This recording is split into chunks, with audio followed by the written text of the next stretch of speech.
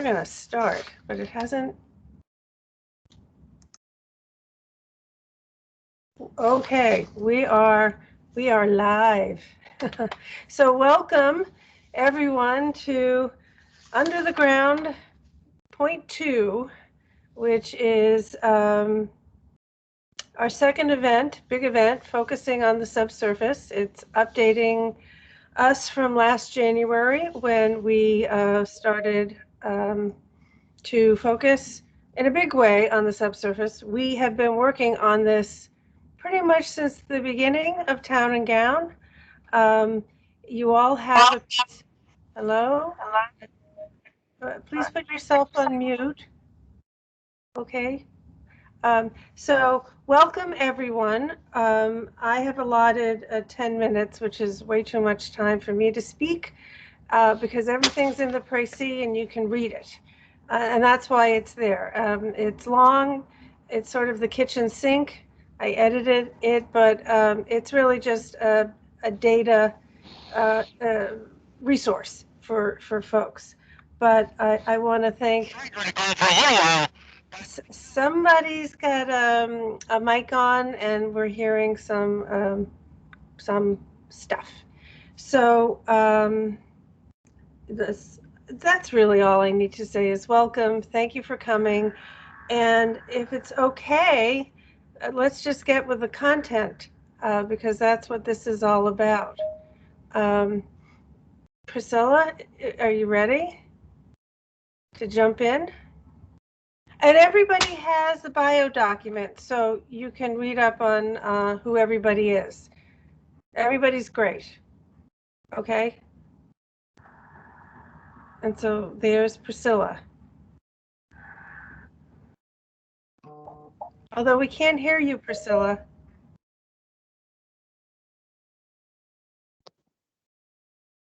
Priscilla?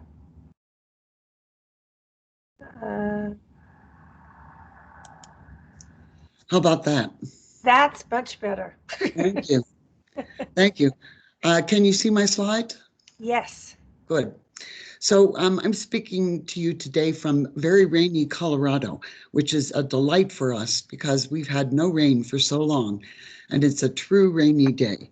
I'm a professor out at the Colorado School of Mines, but I've been concerned about infrastructure for a long time. I was at National Science Foundation, and we formed the first investments that National Science Foundation made into infrastructure engineering. So it's my pleasure to be here as a longtime interested person. What I want to do is to think about everything that Terry wrote in the précis, and I really applaud her for having put all of that material together. But I'll try to set the stage from my perspective of 30 plus years trying to track and encourage investments in infrastructure in a more rational way. So in trying to set the stage, I want to identify a couple of issues, and this is me talking and my perspective. First of all, the subsurface resource, including the space itself that it represents with the geologic materials and the potential for excavation, that resource has value, but we do not treat it as having value.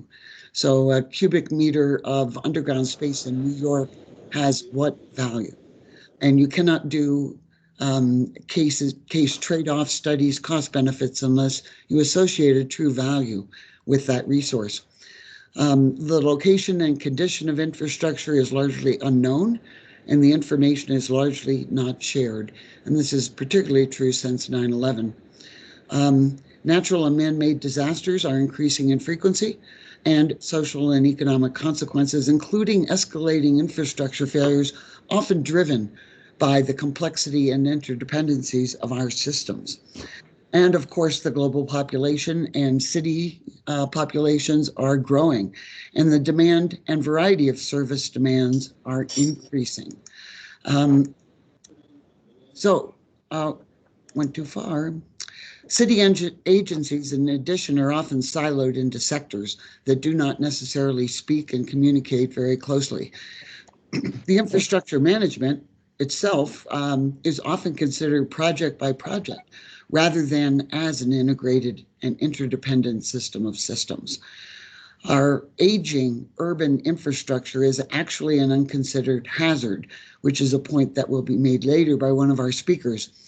And life cycle engineering exists as a concept, but the data and widely accepted metrics and methodologies needed for a design based on LCE that considers direct and indirect costs really do not exist.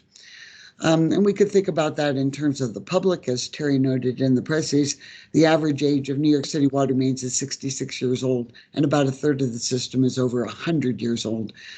Similar data exists for the water main breaks and steam and all other systems. So we sit there and say, we're going to have to plan to make an investment, and the public is not necessarily aware of what its responsibilities are in that regard. And regarding private systems, the information is generally not made available for inclusion and incorporation into a master plan for the subsurface. And you could even consider something like our energy systems, which are the subject of a lot of discussions right now, whether we should have an integrated energy grid, which we have and continue to support it. Should it be public? Should it be private? Should it be somehow both? And how is that to be managed? We face the incorporation of distributed renewables, whether they are on-grid or off-grid.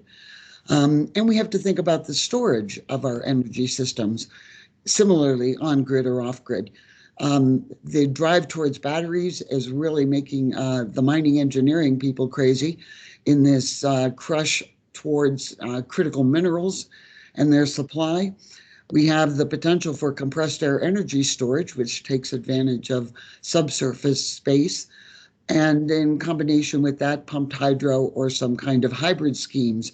We have a lot of mines, for example, that are going offline, not producing, but have left a tremendous volume of underground space available for usage, which is really not being used. And then we've got geothermal and potentially interseasonal energy storage when we're off-grid with renewable supplies. For our transportation systems and other systems, we have the issue of hydrogen storage and the infrastructure to deliver hydrogen if we go in that direction. And then overall, we've got the carbon footprint and CO2 that we're trying to think about. Our systems, as I said before, are interdependent, and they interact. As every time we have an extreme event somewhere in the world, we see evidence of the tremendous interdependencies and cascading of failures. So we're here to talk about, in the particular case of New York City, but actually all around the world, an urban future which is smart, reliable, secure, and resilient, and establishes trust for people living in the urban environment. We want it to be affordable. We need it to be flexible and adaptive because new things come all the time. New technologies are developed all the time, and our systems are very often difficult to engineer to incorporate these new advantages that are offered. And we have the overriding drive to be responsive to ESG, environmental, social, and governance issues, and SDGs, including equity and social justice. And I could tell you right now in the mining industry, ESG is driving a tremendous response in the industry because the investor community is demanding documentation of ESG before investments will be made. And this is really making the mining industry sit up and pay attention. So I suggest our future infrastructure, particularly in the underground, needs to be planned differently. We need to consider concepts of reserved use, and that is X, Y, and Z dimensions and the geologic perspective, because not all materials are similarly endowed. We need to establish a dollar value, a market for underground space, and this market needs to be considered and planned for in any master planning done in the subsurface. We need to spatially integrate all the systems, public and private, and to consider extreme events and system interactions and the ultimate resilience response that is produced. And of course, we need to integrate life cycle planning for underground and above ground space, both physically and cyber physically, including zero waste thinking, which is also mentioned in the preces. So infrastructure planning is a wicked problem. Costs and public will for investment and stakeholder coalitions must be developed. Budget and schedules need to be established to support long-term integrated planning and construction. And that long-term integrated planning is really difficult. We need to consider public versus private financing, construction, and management. We need to address the issue of right-of-way and subsurface ownership on behalf of the public, particularly in urban environments. We need to establish this concept of resilience, both of individual systems and of systems, and look for opportunities to actually introduce redundancies where it is appropriate and make the systems more robust. Regarding the workforce, we need to pay attention to public and K through 12 education so that people understand the decisions that need to be made.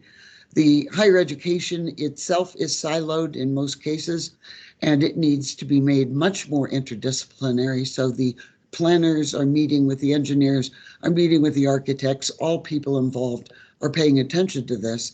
And for the people who are already out in the system, we have to think about exactly what kind of professional development and skills training need to be offered so that there's a continued growth in the technical capacity of the workforce as the technology evolves. And of course, as will be talked about, we need common data formats, metric reporting frameworks, and models to actually understand these interdependencies of the systems. So overall, infrastructure planner and engineer of the future will need to be quite unlike the urban professionals of today. And I'm too old to do all the work that's required, but I do offer myself as someone who is paying attention to this in an integrated thought pattern. So if you ever forget what the vision is, just give me a call or send me an email and I'll remember you and remind you about exactly what we're after in the long run. So that's my introduction. And I'd be happy to answer questions now or at any point in the infinite future. Thank you, Terry. Well, thank you. We have 5 minutes. If there are any questions right now, but if not, that's okay because we have plenty of time at the end. And if people want to put their questions in the chat, we'll get back to it. But thank you very much. I love the image at the end. Actually, I think I'm going to blow it up and pin it on my office wall when I get back. So thank you. So hearing no questions, I'd love to introduce Professor Hamad from Concordia. I was doing research for the working group, Utilidor working group, on cities where utilidors had been used. And I came across this article, which is in the footnotes, and it said Montreal did it. So I thought, okay, I'm going to find out because it's not like, I have to go to Paris, which is a real hardship. But Concord, Montreal is just, take the car and you drive up. And so we had a call with Montreal people. It didn't seem that they were a whole lot different than where we were actually. A lot of academic interest, some governmental interest. And one thing led to another, and we were introduced to Professor Hamad. We had a small presentation, I believe, with the working group about your work. And then I just had this, like the light bulb went up, and I said, oh my God, we should have more people listen to Professor Hamad and a whole bunch of other people, which is basically gave rise to this event. So without saying another word, we'll just let Professor Hamad talk about his work, which is amazing. And so off to you, Professor Hamad. Okay, so can you hear me? Yes, we can. Okay, now I will try to share my screen. Okay, do you see the screen? It looks like it's loading. There we go. Yes. Okay, great. Okay, thank you, Terry, for the introduction, and I'm very happy to be with you today Again, my name is Amin Hamad. I'm professor at Concordia University in Montreal. And what I'm going to present today is the result of a project that we had with the city of Montreal and Sérieux, which is a research center for doing infrastructure or urban infrastructure. And the research was funded by MyTax, which is a federal funding agency in Canada. Before I start, I would like to acknowledge the contributions of the students who did the work that I'm going to present today. Ali and Terso are PhD students, and Isha is a master's student. The title that I have here is a little bit different from the one that you have in the agenda, but it's more or less the same. So here for utility doors, we use the term multi-purpose utility tunnels. And the topic that I will introduce are about the location selection, cost sharing, economical analysis, and information modeling. So this is the extra part that I thought it would be nice to add today.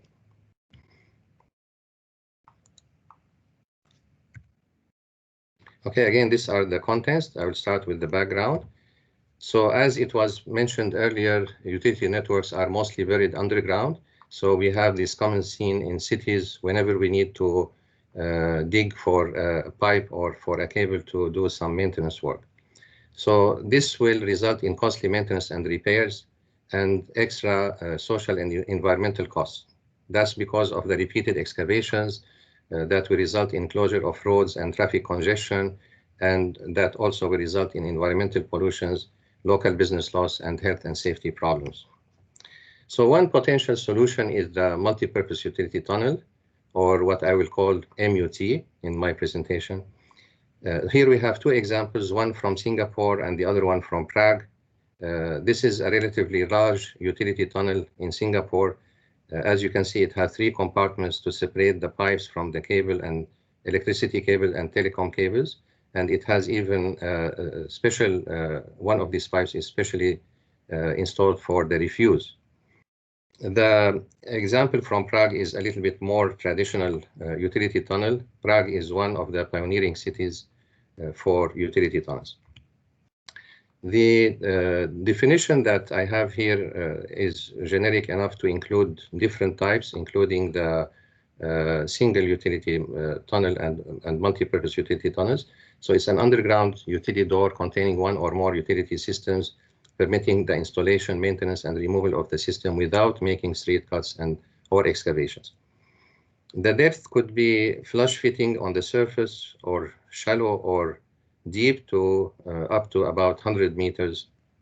So the utility tunnel does not have to be under the road. So actually in the last meeting, we discussed briefly about these tunnels going under buildings. And for that purpose, they have to be deep enough. The construction method could be cast in place, which is the most common, or could be prefabricated elements to accelerate the construction process. This is an image from Iran, actually. So we can see that MUTs are becoming more popular even in developing countries. We have also micro-tunneling, so this will allow us to go under a highway or a railroad or even under buildings. So this will allow us to go to more depth and also to avoid the conflicts with the current utilities under the road. Here we have a list of the advantages of MUT. The first group of advantages is for utility companies and municipalities. So as we can imagine, we have major reduction of life cycle construction costs because we can avoid the repeated excavations, improved inspection and maintenance of utilities because we have access all the time and utilities will be exposed and we can add sensors and so on. We have the cost saving for future development and upgrades. We will have extra capacity to add more utilities if needed. We can minimize the damages and corrosion of utilities because they are in a protected environment. We have major reduction of labor, accidental injury and death, major reduction of municipal revenue loss, and more organized planning of the underground. We have also sub-benefits, as you can see on the right-hand side. On the other hand, we have also other advantages for users, what we call social and environmental benefits, that include the major reduction of traffic congestion, improved health and safety, major reduction of environmental pollution, improved quality of utility services and customer satisfaction, and major reduction of local business loss. On the other hand, we have also challenges. So the main challenge is the high initial investment for building the tunnel. We have also coordinated issues because we have many stakeholders from the private and the public sector that they have to agree on sharing the cost and sharing all the responsibilities and risks. We have the safety and risk and security risks, including, for example, incompatibility between the gas and the electricity utilities, or could be also vandalism or even terrorist attacks, because all the utilities will be easily accessible compared with the buried utilities. The last challenge is the disruption of services during the construction. This is especially true when we replace the buried utilities in a big city like New York or Montreal with the utility tunnel. In this slide, I will show, and the next two slides, I will show a quick historical review of the development of MUT. We started in Paris in the late 19th century, and then another tunnel was built in London, and then the idea was adopted in different European cities. And then you can see also the development of the shape of the tunnel, the materials used, and so on. So we see here new types of construction material that have been used. We tried to build a database of the available MUTs in the world, and we tried to plot them on a map. So here we have the first period in the 19th century with examples from Paris, London, and Hamburg. And then the next period, we have a few tunnels in North America, in Japan, in China, the ones that are shown in blue. And then we have the green dots here showing more tunnels in Europe and the Far East, about 30 tunnels built in this period up to 1980s. The next period is up to 2000, where we have many more tunnels, mostly in Europe and some in Japan and China. And the last period here from 2001 to 2019, actually this is the time when we submitted the paper. We have to add the new information now. We have this majority of the tunnels were built in China, with other examples in the Middle East and India and so on. So we counted about 100 projects that are either under construction or have been commissioned. About 80% of these projects were in China. The details are in this paper that you can easily find. We tried also to show the length of the tunnels in Europe. So you can see here long tunnels in Moscow, in Madrid, in Finland, and then other tunnels in different cities. A lot of tunnels you can see here in France, where they had a big project about utility tunnels about more than 10 years ago. The same data for China, you can see we have plenty of tunnels of different lengths, and most of these tunnels have been built in the last few years. In North America, we don't have an exhaustive list of these tunnels, mainly because they are mostly situated on university campuses, hospitals, military installations, and private establishments, like the one in Disney World in Florida. Even at our campus in Concordia, we have a couple of these tunnels. McGill University has, and many other universities in Canada and the US have this type of tunnels. The next topic is the MUT location selection.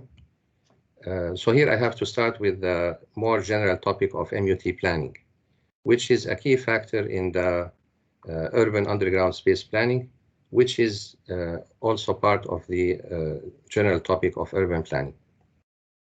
So here we have to start thinking about safety and security issues that will increase the complexity of the MUT planning, mainly because of the compatibility between different types of utilities.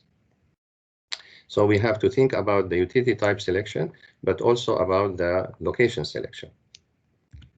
So concerning the location selection, there are some factors that have been identified to prefers certain locations over others.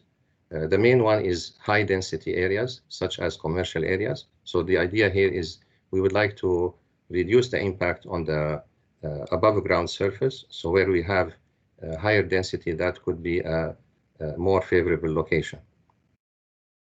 We have areas with high traffic volumes and high utility density for the same purpose and the same logic. If we have more traffic, then the impact of the utility tunnel would be higher. And of course, if we have more utilities that could be hosted in the tunnel. The last bullet here is about areas with future repair and construction projects. And here we are referring to the opportunity of building the utility tunnel in parallel to, let's say, a new metro line or a major repair of roads and utilities. So in our research, we tried to develop a system considering more detailed criteria. And here we had to be pragmatic to see the available data that we can easily include in our analysis. So we selected here 8 criteria, and then we added a couple more. For example, the soil is not shown here, but we are trying to include geotechnical factors that may affect the location selection. So what we have here, as I said, we have 8 criteria: the annual average daily traffic and road class that will represent the traffic issues. We have the utility density, the number of expected excavation for utility repair activities, the underground development project that may provide an opportunity. We have also the population density, the land use, and being near to public facilities or high-rise buildings. So the flow that we selected for the multi-criteria decision-making system for the location selection starts with the data collection that we try to collect from the City of Montreal and other sources. Then we have the pre-processing to extract the relevant information from the data, and then the scoring. So based on the criteria, we assign scores, and these scores have to be normalized. That will be followed by the calculation of the total score, which is multiplying the scores with their weights. And these weights will be found or calculated using a method called AHP that I will introduce in the next slide. Then we rank the results to select the potential MUT locations. So related to the normalization here, we selected the range from 0 to 1. And we have 2 types of criteria for the ones that have no non-numeric attributes like the road class, land use. We assign the scores based on the relevance of the values of these attributes. So attributes with higher relevance will get higher scores. For the numeric values, we use this simple formula based on the range of the values for a specific attribute. And this will be applied for the traffic, volume, utility density, and so on. One interesting example here is the score for the utility density criterion, where we use the lengths for the elements of the utilities that will be hosted in the tunnel, multiplied by their levels of their levels, which will be quantified based on, let's say, the diameter of a pipe. So that will be summed up and then divided by the length of the specific road segment. Our study was limited to the location selection of tunnels under roads. Here we have 2 examples for the utilities. We have the water network, where the level could be based on the pipe diameter, as I mentioned. And for electricity network, the level could be based on the voltage. So here the lines in the GIS are representing the diameter in the case of the water network, or the voltage in the other case. The next step is to apply the analytic hierarchy process, or AHP, which is based on pairwise comparison of the criteria. So this is how we can define the weights for each criterion. And we did this by interviewing about 12 people from the utility companies that participated in the project, including Hydro-Québec, Bell, also people from the municipality and from Sérieux. The total score for each road segment will be the summation of the multiplications of the scores by their weights, and this will give us the overall score for a specific road segment, and then the road segment with higher scores will be chosen. So we applied this in a case study comparing several road segments in the downtown area of Montreal. And for each segment, we have the length here, the ID from the GIS, the attribute or the criteria scores for each attribute. We have them here. We have the weights also from the AHP.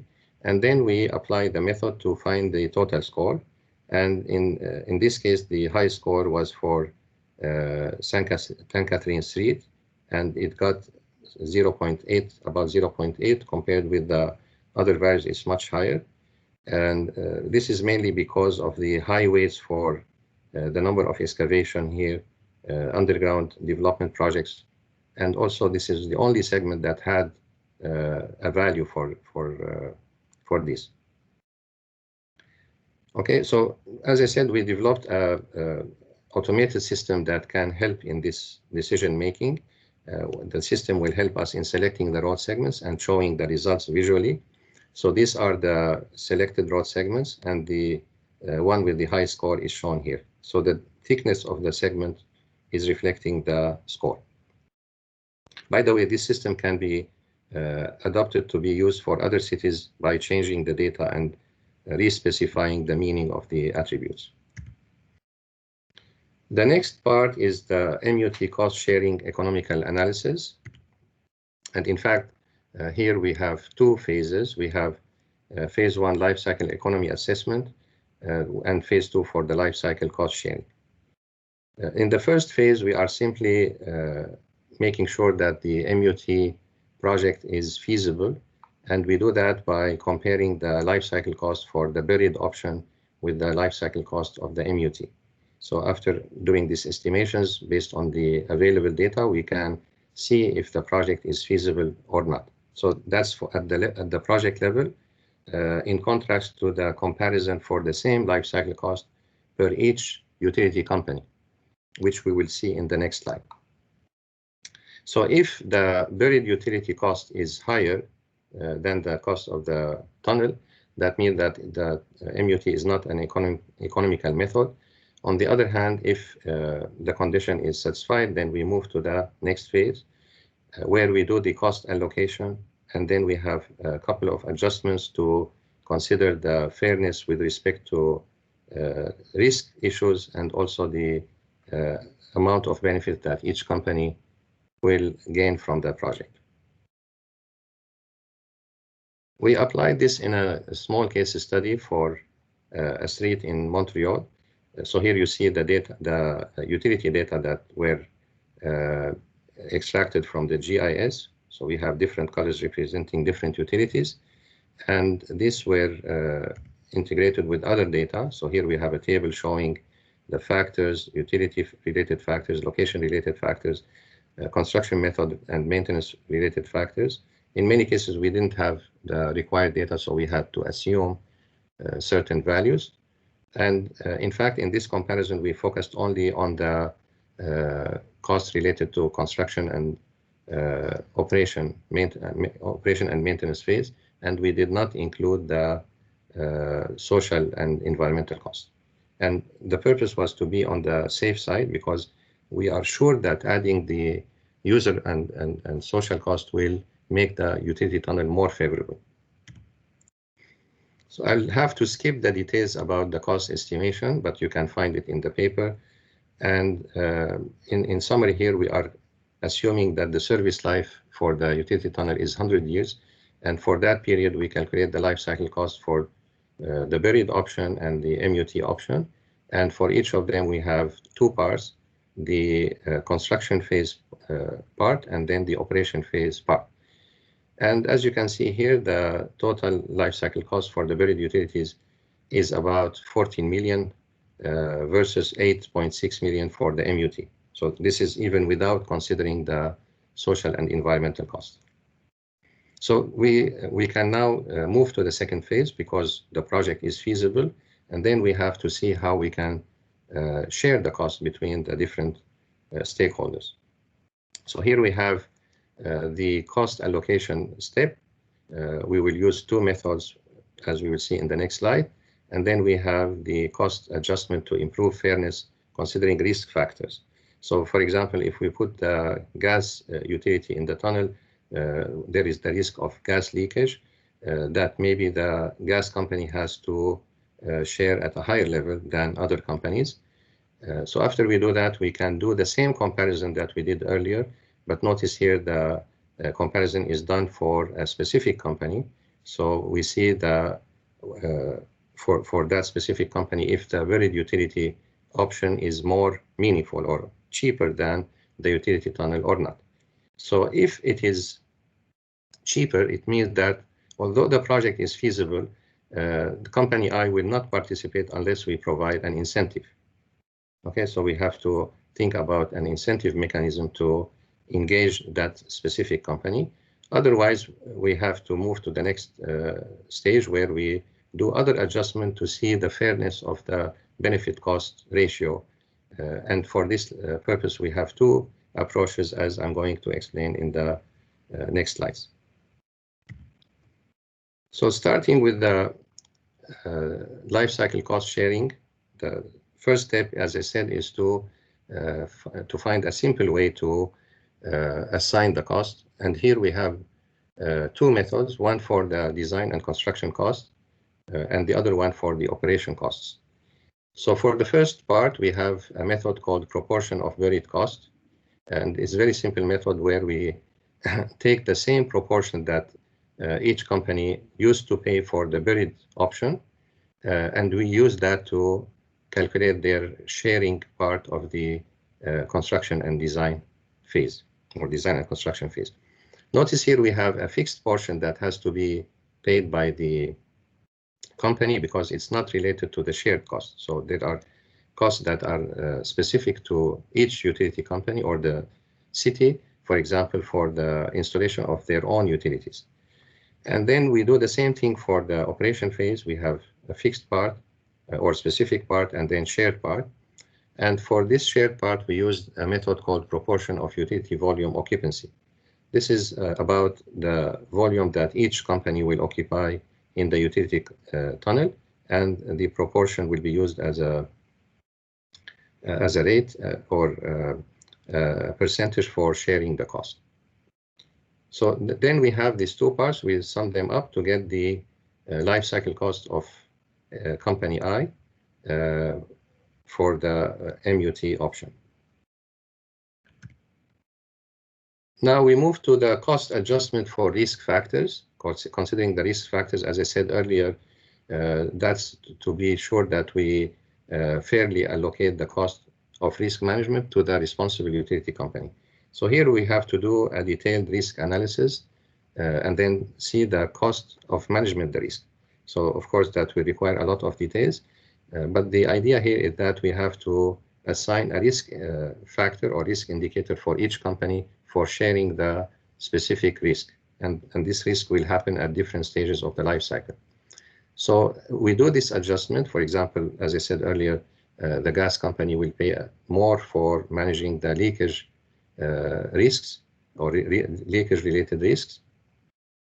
And then we move to the last stage, which is before the last stage actually, to see if the MUT is economic for all utility companies. So this is what I mentioned earlier. We do the life cycle cost comparison for the buried option and the utility tunnel option, but at the level of each company. And if necessary, we have to add the incentive for the company that is not benefiting from the MUT. Now we have the last adjustment, which is about the fairness for the cost-benefit ratio. So the first obvious method is to think about a way to bring all the companies to a reasonable range for the benefit cost ratio. So again, here I will skip the equations, but and just show you the concept. So here we have the average benefit cost ratio at this point, and we assign a range within a threshold, so minus T plus T. We assume that within this range, all companies will be okay with the difference in their benefit cost ratio. So the differences are not within or outside of this range. Now, if we have a specific company like this one, where the benefit cost ratio is below the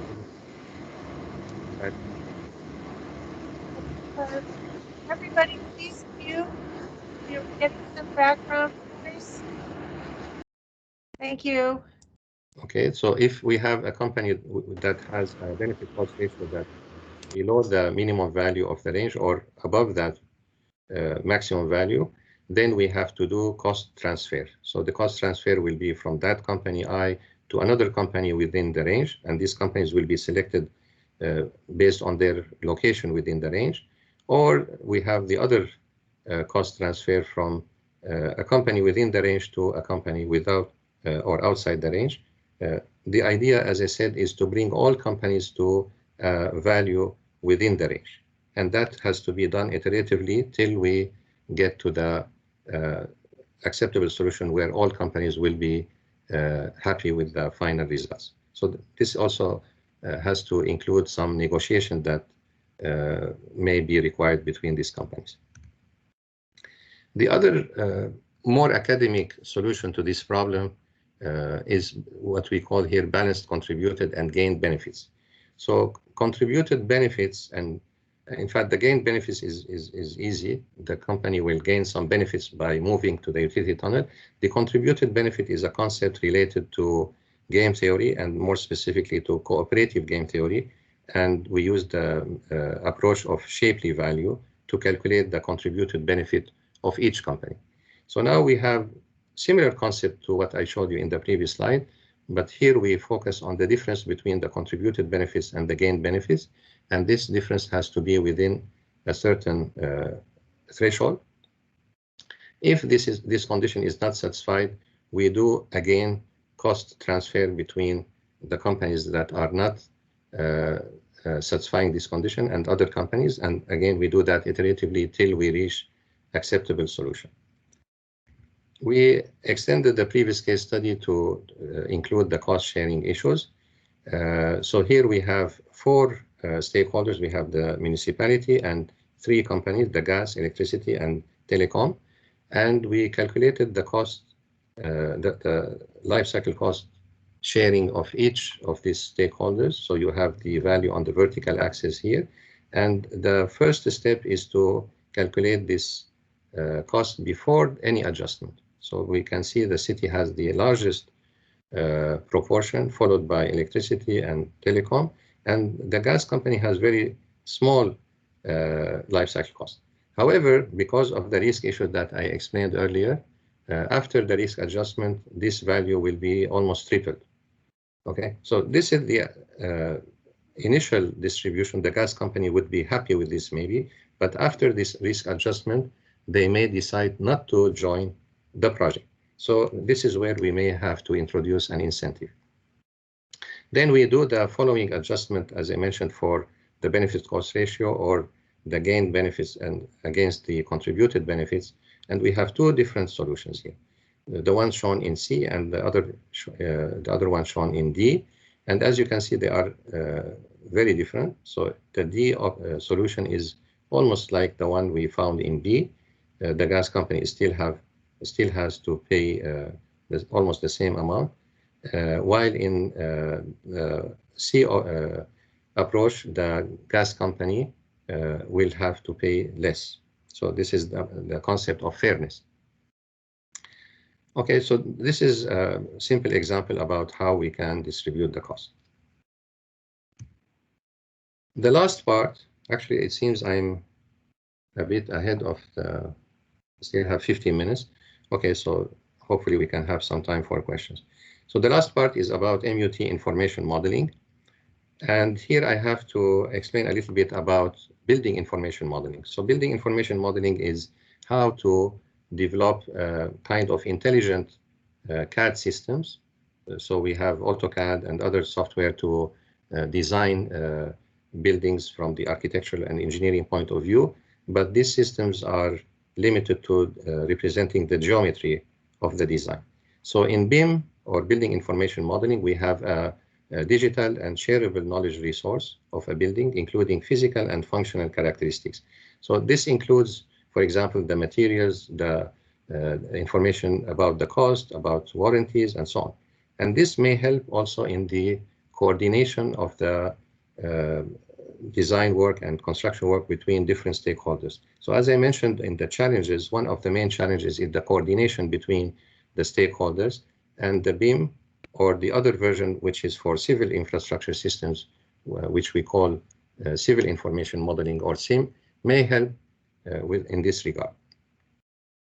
So the BIM use cases usually include the design, the cost estimation, design review, 3D coordination, and so on. And in fact, the main I should say, the association that is responsible of BIM and related development is called Building Smart Alliance, and they have been thinking about the variations of CIM modeling for bridges, for tunnels, for roads and drains. So what we are trying to do here is to propose the same thing, but for the multi-purpose utility tunnels. And of course, we can benefit from what has been done so far for tunnels in general. This is the visualization of a typical multi-purpose utility tunnel. You can see the main tunnel, the lateral parts, the access for human and materials, the ventilation shaft, and so on. So there are plenty of details for the structure itself and also for the utilities within the tunnel. Also, we have the ancillary system that will make the MUT an intelligent system. We have security cameras, we have the smoke sensors and other sensors for leakage and so on that would have to be modeled and also integrated in the design and the construction. So all these things have to be modeled not only visually, not only a 3D model, but all the related information has to be included in the modeling. So the first step was to define what are these attributes. So we have the physical elements, including that information about the tunnel structure, the utilities and ancillary facilities, and we use an approach called model view definition that is commonly used for BIM in general. And of course, here we have much more details than what I can show in this slide. Here we can see also the monitoring systems for each utility. We have the different systems for the HVAC, for drainage, lighting, power supply, and so on. So we have to define the information requirement for each of these subsystems. So for example, we have the requirements for the tunnel structure. We have the main structure, we have the foundation, we have the auxiliary structures, and for each of them we have specific requirements and general requirements that will apply to all of them. Another example here, the information requirements for pipes. We have different types of pipes, drinking water, sewer, gas, and we have the different components of each network, and then the information requirement for these components. We have other tables for the cables, for the ancillary systems that you can find in the paper. We have also to define the relationships between these elements. So here we have information about the dependency between the different systems, the tunnel structure, the utilities, the ancillary facilities, and also the relationships with other information that could be managerial information or environmental information. So how we can define all these dependencies that may help in the coordination and collaboration between the stakeholders. We tried to develop a small case study to show these concepts. So here we have the buried utilities in 3D, which are incorporated in a 3D model, which is the area of the case study in Montreal, and the data is based on CityGML format. So we have the above ground part, we have the below ground with the different color codings, and this has to be rethought or redeveloped as a utility tunnel. So we have to develop new families to represent the different parts of the utility tunnel that could be combined together to recreate the model that I showed you earlier. So this has been done in a software called Revit. And then we can use that initially to visualize what's happening in the tunnel. So we can do a walkthrough using a software called Navisworks. Here we can see if the layout is as expected. We can see the relationship between the main tunnel and the lateral tunnel that will connect to the buildings. We can make sure that there are no conflicts between the different components, what we call clash detection here. So clashes between, let's say here, the surveillance camera and the gas pipe. Remember here that these different systems will be designed in parallel by different companies maybe, and they have to fit together. We have also potential clash between a conduit and a water pipe. These things can be easily detected. Now we can look also about the relationship between above ground and below ground, again with the utility tunnel. So we have the 3D model, and we can see the spatial relationship between the tunnel and the above ground.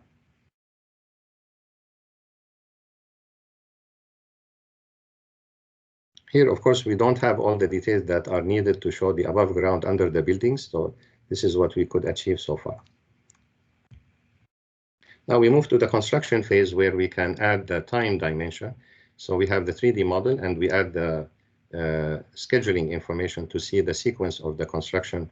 We assume here we have prefabricated elements. So we have the different steps, and we can visualize this also using a simulation including the time. So we have the construction of the tunnel and then the installation of the different utilities within the tunnel.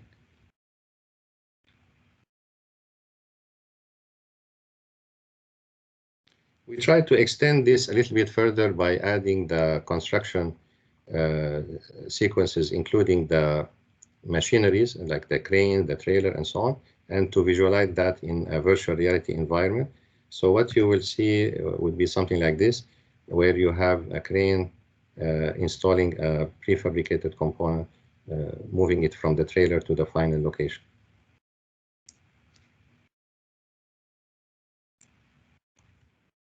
This is the end of my presentation. Here we have the list of publications. If you are interested, I can share this with you, and I will be happy to answer your questions. Well, thank you. That was great. I have your presentation, so I can make that available to the group by just adding it. That way they can get the publication list. Thank you. And since we're kind of ahead, which is great, because there are some questions in the chat. If you'd like to, I believe.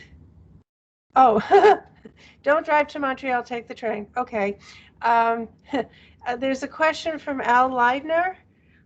Since we have a little time, Al, if you want to ask it in person, or I could read it. No, that's okay. I can state it, which basically is New York City has a lot of streets, about 6,000 miles of them, under which underground infrastructure goes. Often, 5 or 6 different utilities occupy the right-of-way beneath the street. Some of the blocks obviously have many, many residential structures, but there are other areas that have big buildings in the downtown area. And just curious to know, as an estimate, economically speaking, how many miles out of that 6,000 might you think would be economically feasible to build a utilidor like the kind you described? Mm-hmm. Okay, thank you. That's a very nice question, actually. And in fact, as I showed you, like I was trying to show you the positive side of what we could find, many new projects in China, for example, but almost none in North America, in the public sector, none in Canada, as far as I know. Very few, even in Europe, where the concept was very taken in a positive way recently because of the bad economy. It's very hard to develop or to convince the decision makers to put money for this type of projects. And even for our initial trial in Montreal, the whole idea was to show the proof of concept, to have a case where we can say this is doable. But then the next question will be, okay, we built the first utility tunnel as a small segment just to show the feasibility of the project. And then what will happen next? And going back to your question, the best example I can say of the building a network of utility tunnels, not only fragmented tunnels here and there, where it makes sense to build and how we can connect these tunnels to create the network concept. Some examples are available in Madrid, for example, or Barcelona. Some other examples are available in Tokyo. Tokyo, they adopted utility tunnels because they have a lot of earthquakes. So the utility tunnels proved to be very resilient in the case of earthquakes, like in Kobe City, for example. So the idea here is definitely the utility tunnels will not be prevailing all over the place, and maybe there will be a very small percentage of the mileage that you mentioned. Where and when to do that, that depends on many factors. The first one is to start with convincing the decision maker that this is a viable idea, and then to apply it in a progressive way, let's say in downtown areas if possible, or there is another philosophy to start with new development where it's much easier and cheaper to build these tunnels. The overall percentage, I can tell you now, even in China, where this is a common idea and it's backed by the government, you know, it's more a political decision to build this tunnel there. It wouldn't be more than few percent, not really more than 3-4% of the overall network in the long run. Thank you. That clears up some cloudiness. Thanks. Thank you. Okay. The next question is mine. When you were doing the location modeling, you said you used GIS data for the utility location. How did you do that? Okay, actually, I was thinking to add a small demo of how to use the system, but it's very simple. We have the criteria that I mentioned earlier, so I can go back to that slide maybe. Okay. Is that where you made assumptions about voltage for electricity? Okay, I showed you these two sample networks. Okay, so we have, so here, for example, we want to extract the diameter, the pipe diameter. The mechanism of the system, the decision maker will have a set of segments. So in fact, recently, after we finished the project, the city is now, because of Corona and so on, we provided them with the system with a user guide and so on, but they are overloaded. They asked us to evaluate on their behalf 17 road segments. So they will give us the road segment between two intersections. We will input that to the system. The system will retrieve all the related data. Let's say how many pipes are under that segment, how many cables, what are the related information, let's say diameter, voltage, and so on. And the criteria that I mentioned earlier will be calculated one by one. For example, the utility density will be calculated. The scores are calculated separately using the AFP method. And then these calculations will be combined together to calculate the scores for each road segment. So what I showed you here, this is the output of the system, actually. So my question is, where did the data come from? And it sounds like it came from the utilities. Yeah, okay, now I see what you mean by your question. So here, we were lucky enough, for example, usually for municipal data, it's not a big deal to get. For the private sector, Hydro-Quebec is semi-private company. So we have the voltage. We have the voltage. For the gas, we have the pressure, for example. Again, this is coming from the city. We didn't have to go to the utility companies. For other details, for example, number of excavations. Okay, so here we have historical data. We have the request for permit. So utility companies have to go to the city to get the permit. So we use that as a proxy for the information about excavation. And the same for other data sets. So going back to the accessibility to private data, this is always a problem. And it depends where you are and how much information you can get access to.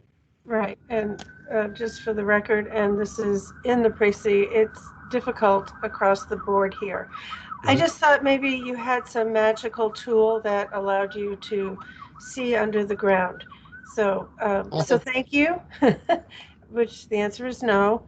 There's a question. We have contact with Info Excavation, which is an organization similar to what you call before you dig. Yeah. And they have all what you are asking for. I mean, even if they don't have it, they can send their inspectors. They use ground penetrating radar and so on. So they use these magical ways, and they want to develop systems for augmented reality and so on. And hopefully, like if there is interest, the information could be accessible in a specific way for a specific project. It doesn't have to be almighty system that has all the data in the world. Okay. I don't know that our 811 system in New York State is that advanced, but this is very helpful. Thank you. Let's, Christopher Scala, there are a couple of other questions. Do you want to ask it or do you want me to read it? Christopher? You can, reading is fine. Thank you. Okay, how do utilities cross?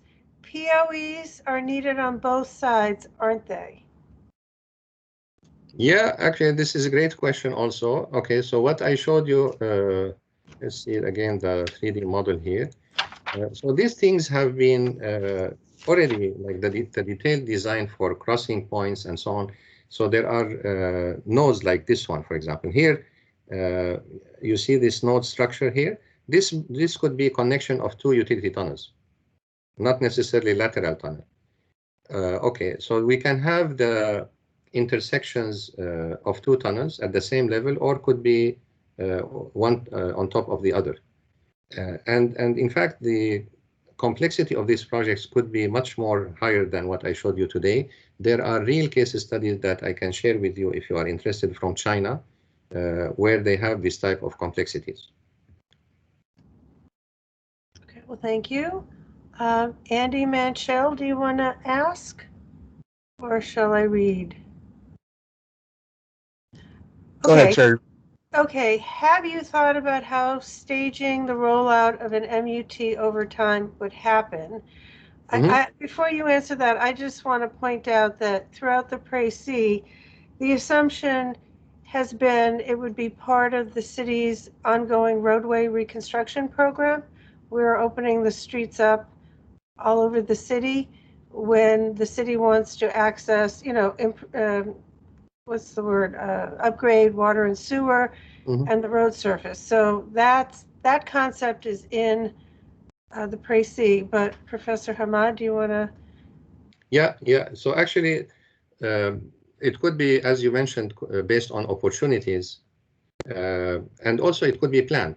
So the example I mentioned about Tokyo, they have a ring road surrounding Tokyo, and unfortunately, I don't have the slide today, but they are not all the ring road is fully connected. So it is a long-term plan where the network will be planned in advance, not only based on opportunities, but based on a specific strategy. And of course, this planning has to be long-term, as it was mentioned at the opening statement. And just to remind you, the utility tunnel has to be planned for the next 100 years. So the service life is at least 100 years. And the planning, of course, if we want to move from small segments here and there to something more meaningful, that has to be also in the same time scale, which is almost impossible. I know that. No, it's not impossible. There are a couple of students from graduates of the SEPA program who did the life cycle cost benefit model last spring. It's abstracted in the précis, and they assumed 100 years as well. Just good to know. Last question, Priscilla? Sure, thank you very much. I mean, I actually have two questions now. So a lead-in question to this is, do you have any guesstimate of what the cost is of utility relocations associated with significant projects as a percentage, say, of the project cost or some other estimate? Yes, thank you. Very good question. Actually, in Montreal, there were two locations that were seriously considered. One of them is perfect location based on the criteria that I mentioned, high density above ground, below ground, high utility densities. The project was canceled mainly because of the large relocation cost. And not only that, the disruption that will happen for the businesses in the surrounding areas. And that is because they were thinking about open cut approach, where everything has to be put on the side and then put back later on. Add to this another factor that's happening also everywhere, which is the introducing the 5G antennas that will complicate things a little bit more. So the project was canceled, as I said, and this is where we started thinking to avoid this approach altogether by building below the current utilities. And this has been done also in Japan, in other places. So you don't have to worry at all about this cost. But going back to your question, it would be around maybe 20 to 30%. Yeah, simply as a rule of thumb, that's nice. Thank you. I'd also extend from that is, can you use your approach, or have you considered using your process of analysis to really assess design and performance enhancements that would be possible if the right-of-way were not restricted to just under city streets? Mm-hmm. So can you use your approach to actually maybe demonstrate a new concept for utilities under an existing city, just to show the vision for what would be possible if we made the major investment? Yes, actually, as I mentioned briefly, the utility tunnels don't have to be under roads, and there could be shortcuts, for example, mainly for the transmission lines. So transmission lines do not have to connect to buildings, so versus the distribution lines. So for these lines, they could be under buildings, as you mentioned actually in the last discussion that we had earlier. And the method that we used actually is specifically for building the tunnels under the roads. It could be adjusted for having the tunnels on at a lower depth, or like much deeper than what we have explored so far. And that will require more focus on the specific method that are used for that, for the construction method, I mean, that will be used for that type of development. So now I have a master's student who is focusing on micro tunneling for building below ground, below the, below existing utilities, or, under the road, below existing utilities, or even crossing under buildings. So thank you. And I would encourage you to think about this as not construction limited, but to think about it as spatially integrated network, what is possible.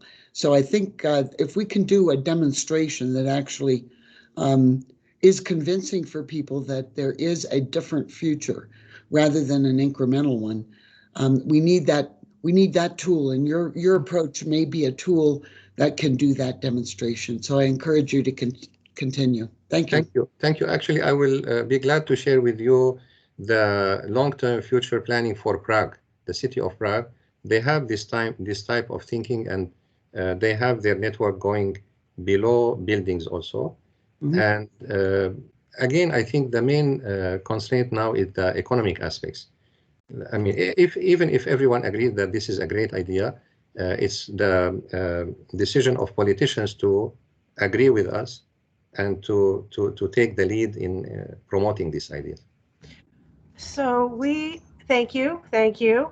We are at the end of this panel of one. I don't know if you call it a panel. Thank you.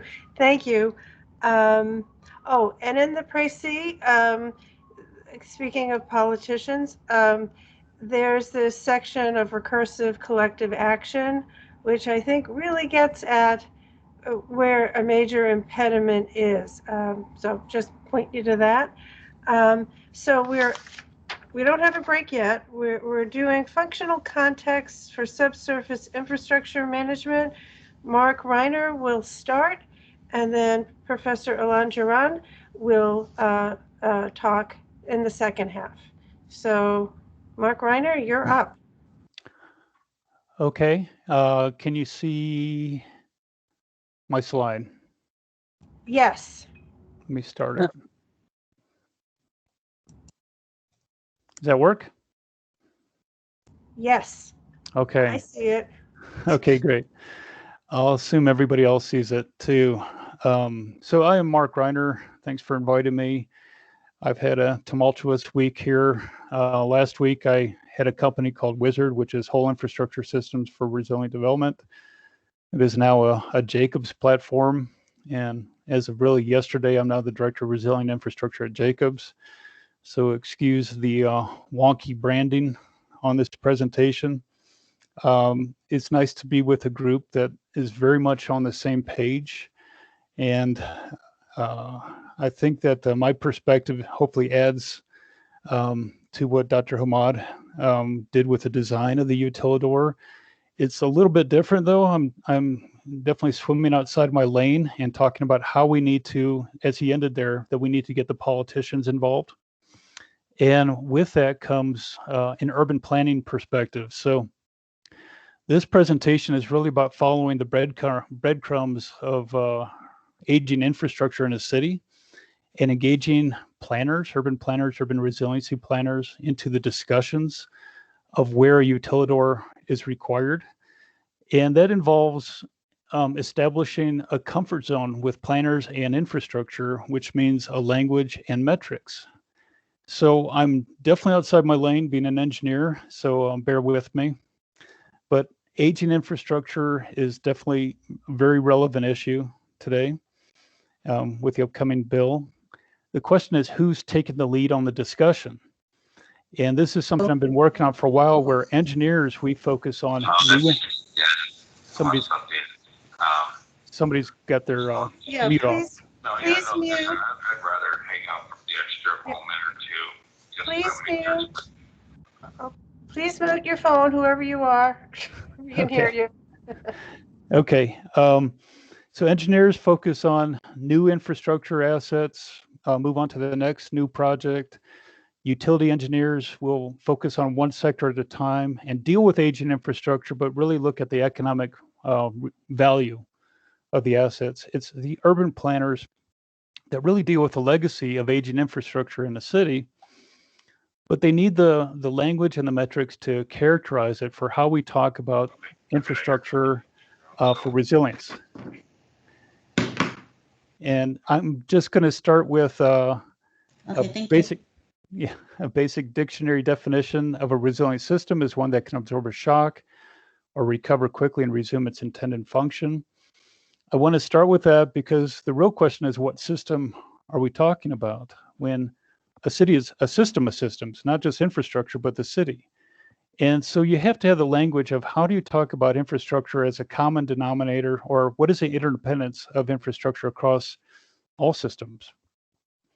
So to begin to address that, a few years ago, I wrote a paper called Foundational Infrastructure Framework, which this is a simplified schematic where these gray slabs represent the key infrastructure sectors that a city is built on. They themselves depend on the natural resources that come in through our supply and transmission infrastructure. But to characterize what's in the city, I would put these sectors in the horizontal and distributive infrastructure sectors. Put buildings in vertical. And then as a city develops through public and private entities, the essential services from fire and law, emergency, banking and finance, food and supply and distribution. And people now can take a mortgage for a house and kids to school. Hopefully the city has a great economy and governance and develop these societal services. That is what's recognized as what differentiates one city from another in terms of vitality and viability. And to use building a house as a metaphor for building a city, to simplify things and make one point, that when you build a house, you start with the foundation, you build the physical structure of the house. And if everything is working and is aesthetically pleasing, people move into the house and make it a home. And the reason for that metaphor is that this is not a hierarchy. There's an interdependence here. In no way is a foundation more important than the people moving into the house or the city. It's that people don't move into a house or your city if everything is crumbling. So if there's some logic that is acceptable there to consider how we treat our distributive horizontal infrastructure, where the pipes and cables are buried in soil, and then we cover it with a soft asphalt road, and then commence to declare everything out of sight, out of mind, and build the socioeconomic engines of our city. But any one of those sectors that you see in this slide here, anything that goes wrong, you have to stop a lane, stop the road, stop the sidewalk, cut it open, and there's a disruption. So very much like driving a car, if you're driving a car and something goes wrong, you have to stop the car, pop open the hood, and repair or replace. So the car is actually another good metaphor where what urban planners need, and they tend to be 2D focused, is this 3D point of view. So if you were looking at a car, you wouldn't describe it as a windshield, a hood, tires, side view mirrors. You'd say, I see a car. And so what we need is this ingrained 3D perspective of our urban roads as one horizontal distributive infrastructure paradigm. Because it is this paradigm that has created a lot of threats to the built environment, mostly due, starting with the inaccessibility of the infrastructure, which of course leads to deferred maintenance, which leads to aging infrastructure. And because it's out of sight, out of mind, the U.S. spends $10 billion annually on essentially spray paint and the labor to tag our roads with urban hieroglyphics to indicate where the buried infrastructure is located under our sidewalks and roads. ASCEs develop standards so we can better identify the location of buried utilities on our plans. And we even have physicists and civil engineers getting together to develop new quantum technology instruments to identify where the buried infrastructure is. So of course there's problems, but now to engage planners, we need that language. It requires communication. And I've seen this before where infrastructure disruption has been defined solely by the loss of service to end users, meaning if you're in a storm and you lose your power for an hour, that is a disruption. It certainly is. I'm suggesting we expand that use to talk about the physical disruptions of our horizontal distributive infrastructure. And you can see this sign that you see every day in every city. It's a single perspective. It's not saying the road is closed because of a water main or potholes or gas. It is saying this paradigm is closed for one reason or another of any sector that's been worked on that day. How often does this happen? Frequency is a big part of deciding when a hazard or a disruption becomes a hazard. In New York City, roads are cut open 550 times per day, again, because of any sector of the paradigm. Because we use a soft material, it's fairly soft asphalt, so we can cut it open to access buried infrastructure. Toronto patches over 20,000 potholes in just the month of January. And anytime you have a work zone, accidents are likely to increase by 20 to 70%. So if you hit this pothole and ding the rim of your tire, that is money out of your pocket, which brings into the discussion of what is the true cost of infrastructure. And it's a simple summation. Of course, there's more complex details that Professor Hamad can go through, but I'm just going to simplify it here that the direct costs that the utility pays, which is they pay for the asset, repair, maintenance. But anytime there's accidental damage or failure, there are associated indirect costs that the public at large and individual businesses and residents pay. And some topics or some categories included in this are property damage, traffic delays, environmental impacts, lawsuits, injuries, fatalities, etc. Is it significant? Damage to buried infrastructure has been estimated that indirect costs are 29 times that of direct costs. In 2019 alone, indirect costs of, and this is just damage, not failed, in the US was $30 billion. In New York City alone is $300 million per year, again, across multiple sectors. And so it is significant, and it is a straightforward methodology. And if you have deeper costs on indirect costing, you can talk to Ray Sterling, who's probably on the call or this webinar. But indirect costs are rarely used, and for 3 reasons I see. Nobody has responsibility for them. So utilities use indemnification or no notice to avoid paying indirect costs. Perspective. If you're a single sector water perspective, for example, why would you care if there's potholes, or why would you care if a gas main failed? So this has been done before by the Water Research Foundation a couple decades ago, generated the Grand Central model, a spreadsheet for indirect costs, asked water utilities to use it. And the water utilities said it costs money for our engineers to use it. And at the end of the day, number one, we're not responsible.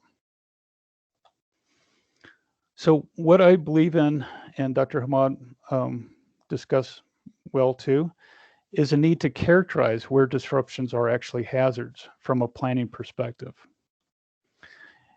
And as I mentioned, urban planners already deal with the legacy of aging infrastructure, but they need the language and methodology to characterize when disruptions become hazards that impact urban resilience. And as a case in point here, it's a great report on Resilient Boston, a couple years old now. And in the introductory letter from Mayor Marty Walsh and now Secretary Martin Walsh, he says the right thing right up front. We are addressing our most serious shocks, such as extreme weather events, and our chronic stresses, such as economic inequality and aging infrastructure. So you start that and you think, great, I'm very keen to read the rest of the report. And it's a great report, but aging infrastructure is only mentioned one other time at the bottom of page 128, where they say there's a 311 number you can call and complain about aging infrastructure. Granted, they mention aging transits, they'll mention aging water, but not as a unit, not as a paradigm. And this gets into the fact that we don't even talk about aging.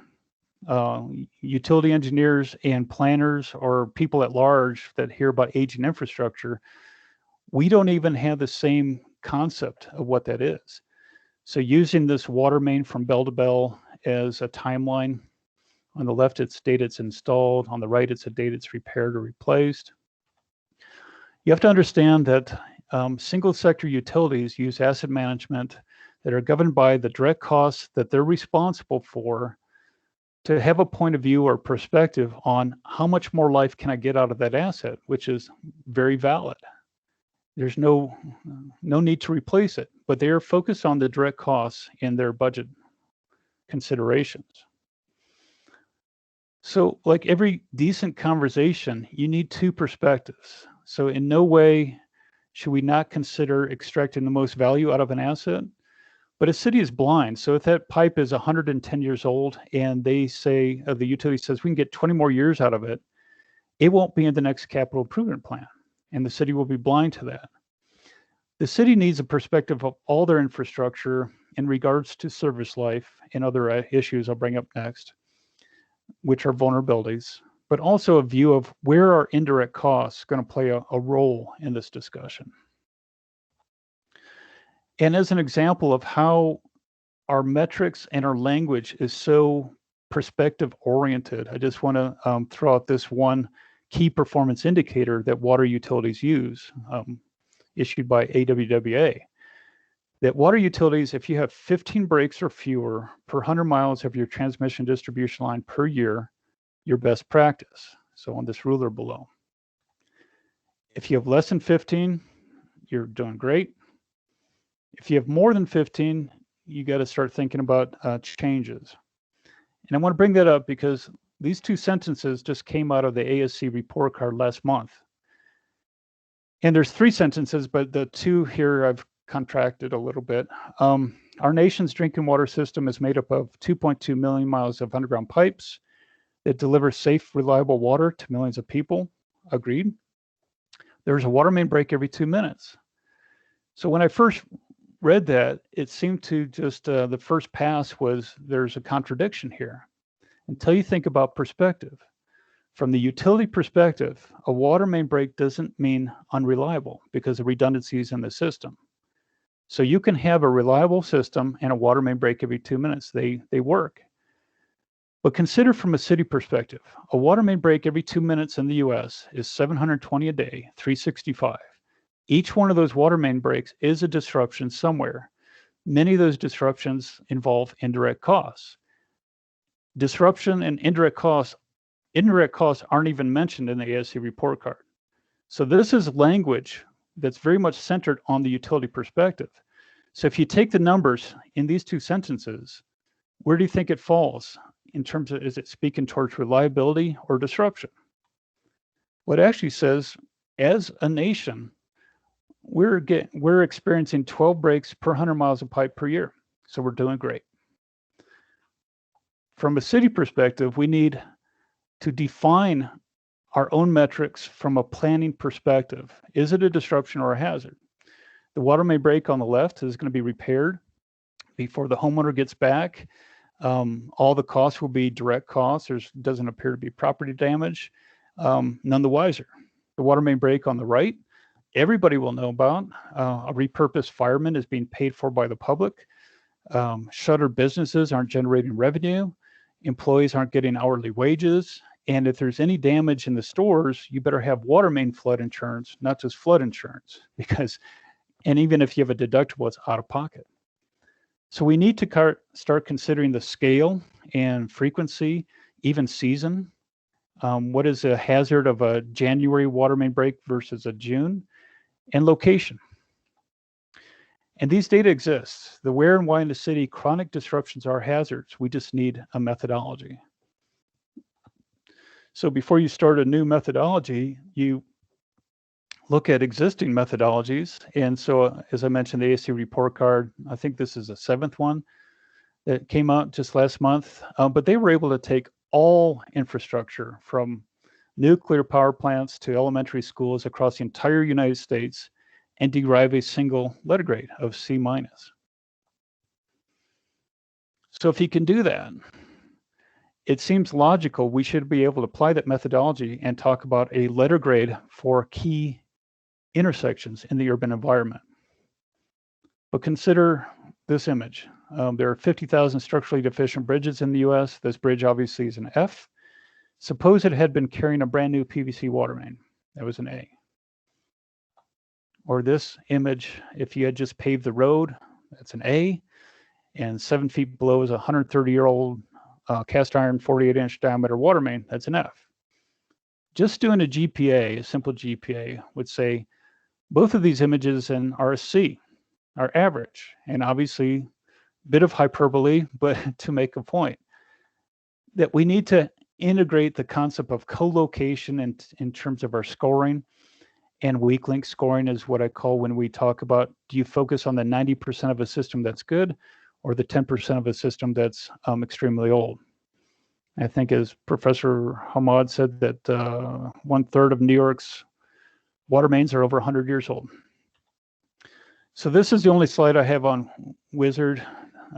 What we do is we look at the complementary perspective of pacer outputs for roads, sufficiency rating for bridges, service life of all assets, all sectors, and then look at the co-location of those sectors within the city. We can bring in the results of the hazard mitigation plan as directed by FEMA and generate a sub-block level vulnerability analysis based on those concepts.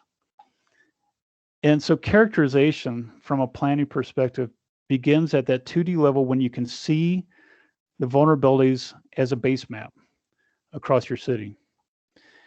And for client confidentiality, just imagine this is just a Google image of Cambridge. They're not a client. But now if you could overlay infrastructure vulnerabilities at a sub-block level and bring in the GIS data, and again, I'm using just PowerPoint rectangles to make a point. But things like primary employer use tax, key commuting corridors, key areas of sales tax, high density residential, commercial, industrial areas, and now engage with the planners in terms of weighting these from their perspectives, and they need to galvanize the support politically. So this is where you have a discussion with public decision making and bring in stakeholder engagement tools such as geodesign. And you can further refine it with demographics, historical and tourism districts, key public transit infrastructure, and high accident intersections. So a lot of communities in the U.S. And well, in Europe too, are involved with Vision Zero. And now you can identify key locations in the city that you want disruption free, meaning you want to remove those disruptions that have become moved from disruptions to hazards. And these intersections, now you can have the cost benefit analysis that Dr. Hamad presented to connect these as road segments between the intersections.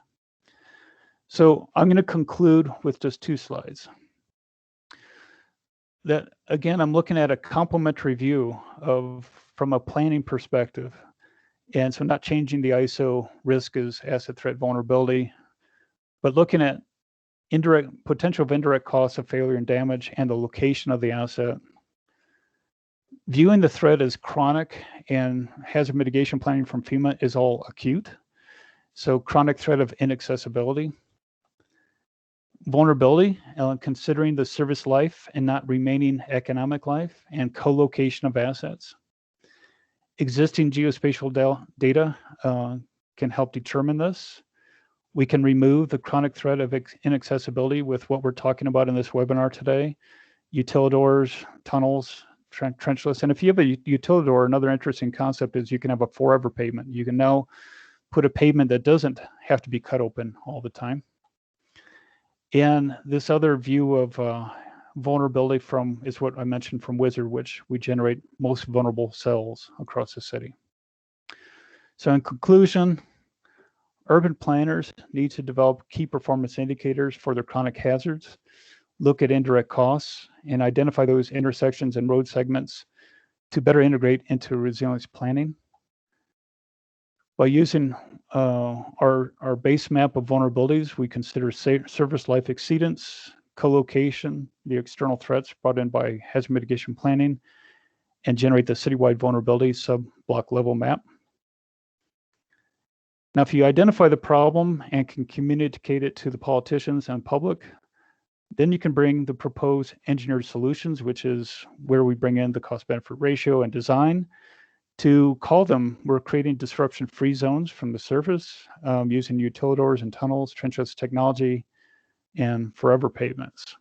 So I'm going to stop there, Terry, and there's my email, and I can now check it. Well, thank you. And this is perfect timing. It's about halfway. Oh, look at that. That's New York City, right? It is. You had it in your precis. Yeah. That came from the 2006 Con Ed presentation about doing utilidors. That's referred to in the précis. Okay. Anyway, enough of that. So thank you. Just so everybody knows, there will be a discussion period around 12:30. I don't see any questions at the moment. And with that, we can go with Professor Duran. You're up, Professor Duran.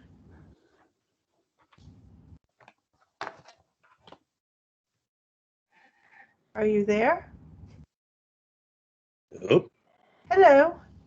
You're up. There you go. Oh, look at that. Let me try again.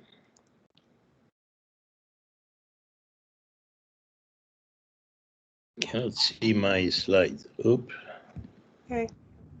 Okay. Well, we saw them.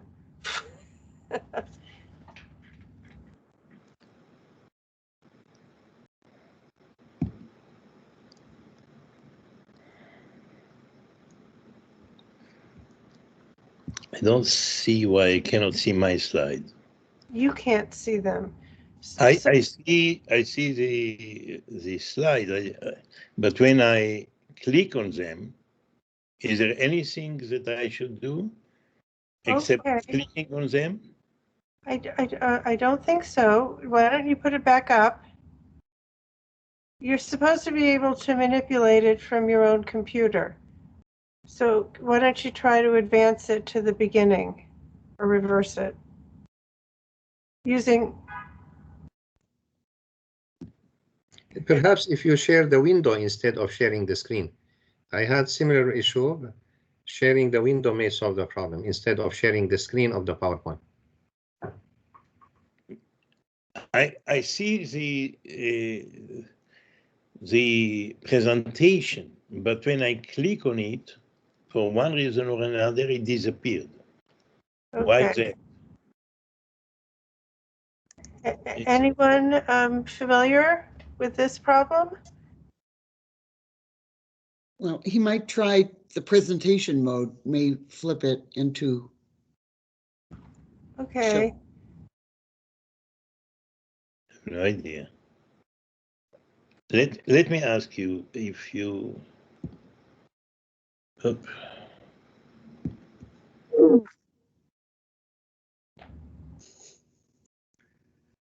I think he disappeared. Terry, there is an ability on Teams, once he does join again, he can allow us access, and one of us could actually help him out in terms of pressing the right buttons and things on his screen if he gives us access. So Okay, well, he has when he does join. He's coming in. Vivian, if you want to explain this. Yeah, so Professor Duran, when you do share your screen, I can request access and I can potentially press the right buttons for you if you need me to, if you allow me access. So Yes, of course. Or someone else that's more proficient in IT than I can. I see my presentation, but when I click on it for one reason or another, it just disappears. And I see obviously all of you. This is very strange. Never, I cannot see. I'm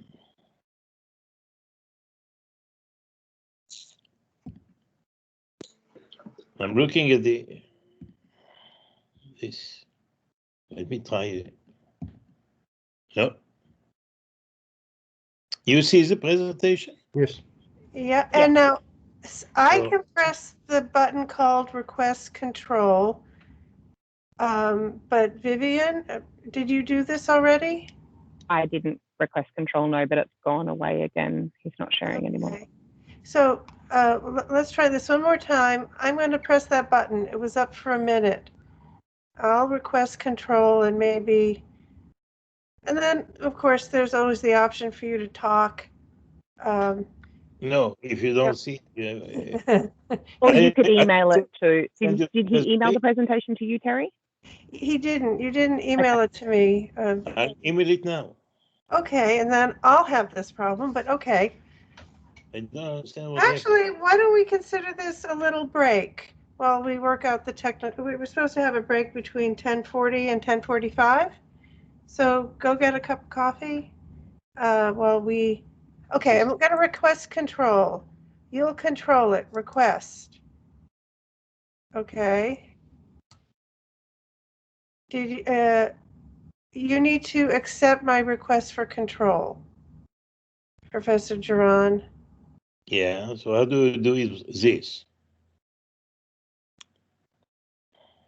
Okay. I'm going to request control again, and you should see a message saying that I'm requesting control and you should accept it. I'm waiting for it, but I don't see. Okay. I didn't get control. So how about you quickly email it to me? Yeah. And I will try to handle it that way. And I'll try not to end the entire event by mistake, which would be a bad thing. Okay, so email it to me.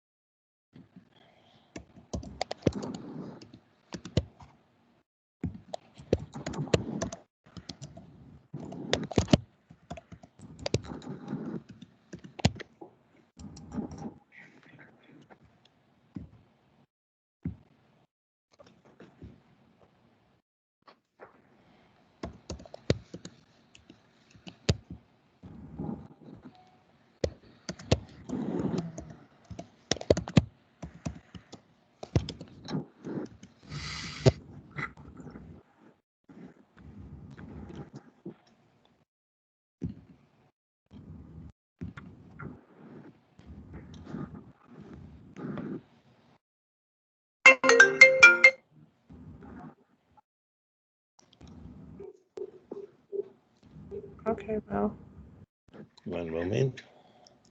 Cannot understand why it doesn't work.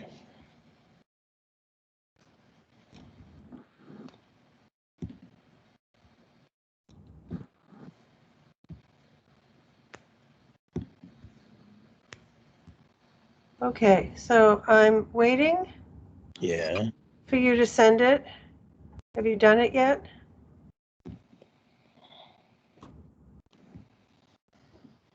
One moment. Terry, I'm seeing a PowerPoint now. Oh, okay, well, good.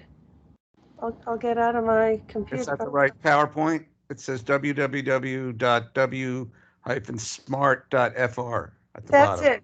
But the problem is he can't move it. It's in the screen. Okay. So, Yeah, I think the issue is he can't manipulate the PowerPoint slides is the problem. right, So we just need a copy of it so that we can share it on our screens. right. So, so Oh. email it to me, and I will. Was there? I'll share it from you, from me.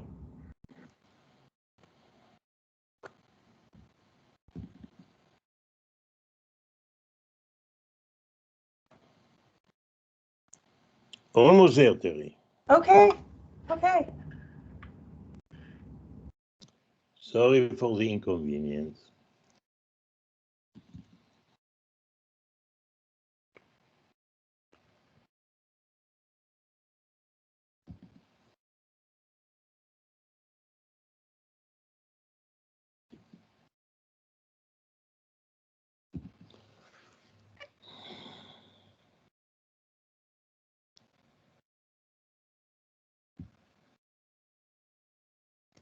Did you get it?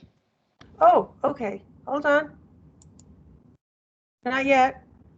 No, it has to cross town by way of, I don't know, South America. This is good. But it's gonna come. It's gonna arrive.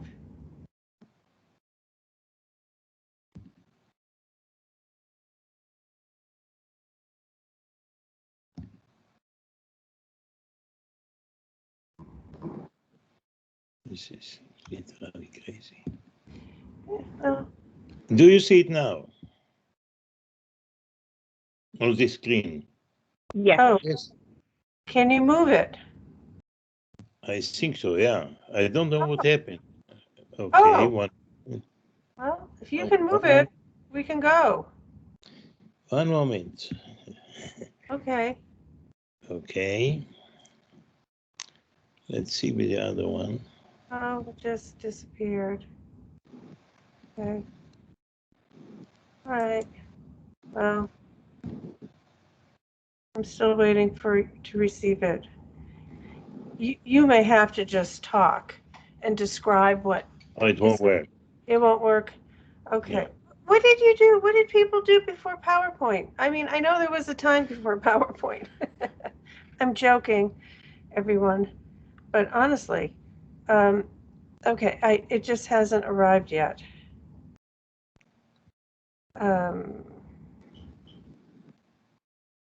While we're waiting, it disappeared. And you emailed it to me? Yes. Okay, well, it's not here yet. Do you see this one? You emailed it to the DDC Yes, address? that looks perfect. We can see that, and it appears that you can move the slides as well. Yep, we're seeing it. Oh, good. Do you see this slide now? Yes. Yes. Yep. Okay. And you can Okay. move it? Excellent. All right. And I have no idea what. so break is now officially over. And well, that was fun. Let's do that again. Not. And let's, Professor Geron, you're up.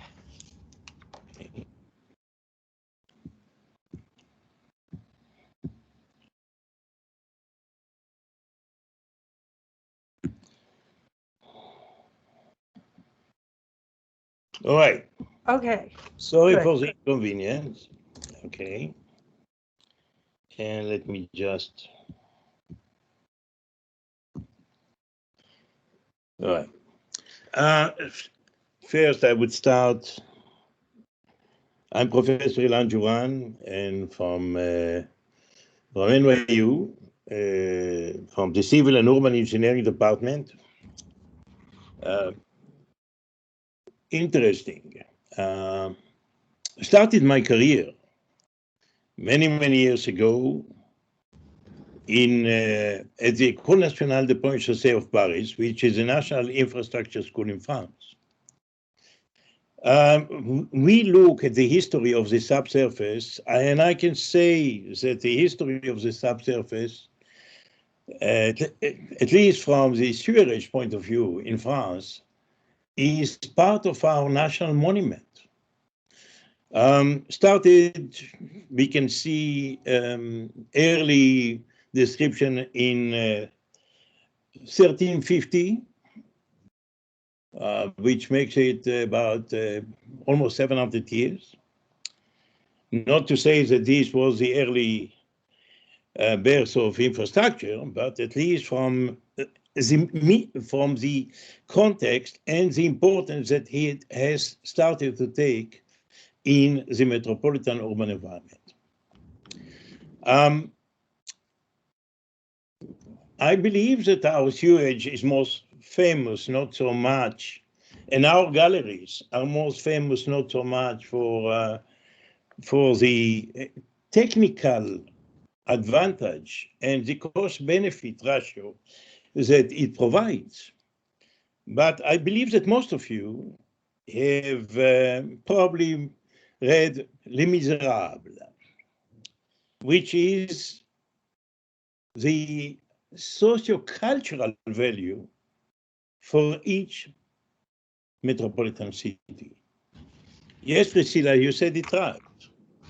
We serve the society, and our infrastructure, society, and the climate and the ecosystem we live in a metropolitan environment, form and shape not only our sustainable development as a society, but also the challenges we face in ensuring and providing the base that was discussed so far from perspective of infrastructure and how it relates to externalities such as climate change impact and societal development and global technology development. I was intrigued by the question of Terry, and I have the pleasure of working with her very closely as one of our brilliant graduate students. With her experience, she's teaching us more than she learned probably, but this is a continuous pleasure working with.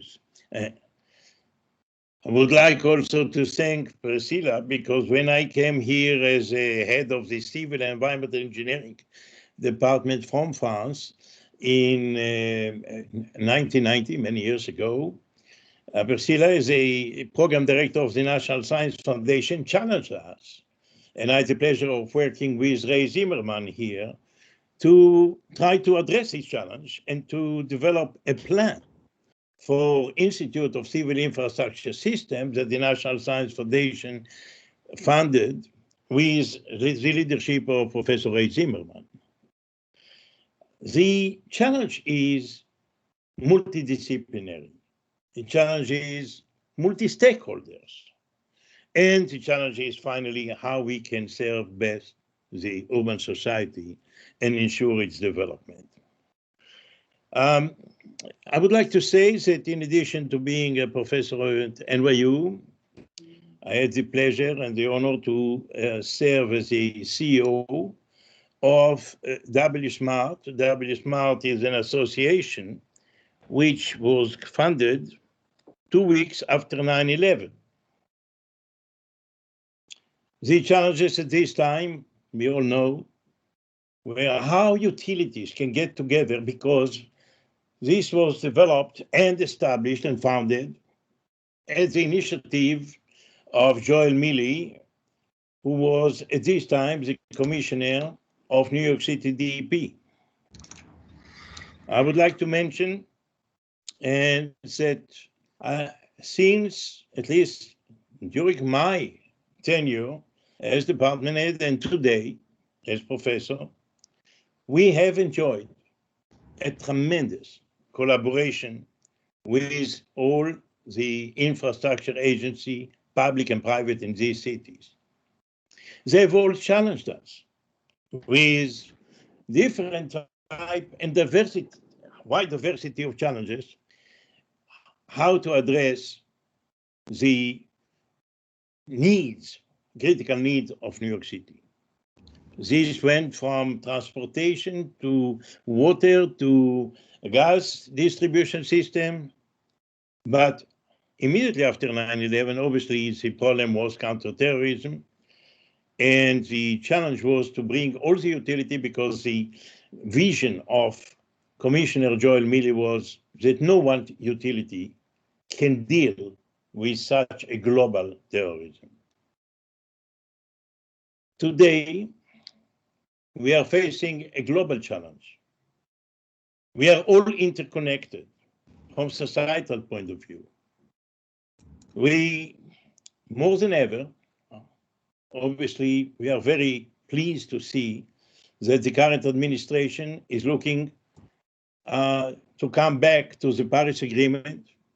And there is no question that the provision of the Paris Agreement will have a major bearing on the infrastructure development in the near future and midterm future.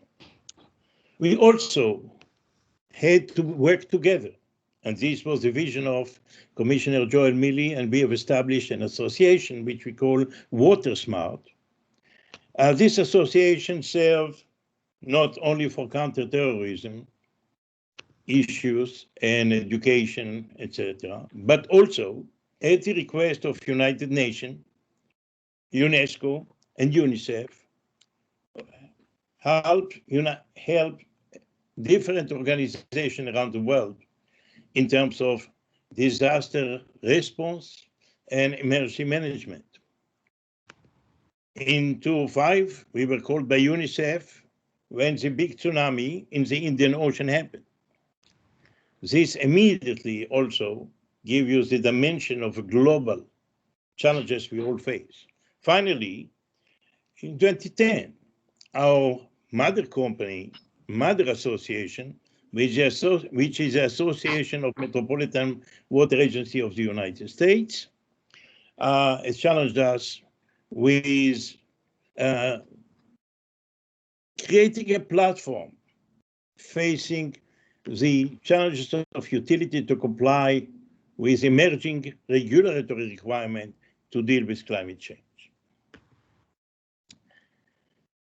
Yes, when we talk about infrastructure resilience, the first advantage, I would say, Terry, of galleries, and we will look at how galleries can also help to develop and to implement new technologies, is that galleries provide you the opportunity to have much better correlation between as designed and as built. Galleries give you much more opportunities to deal with interference management that I had the opportunity to work with a different agency in the city for the past many years.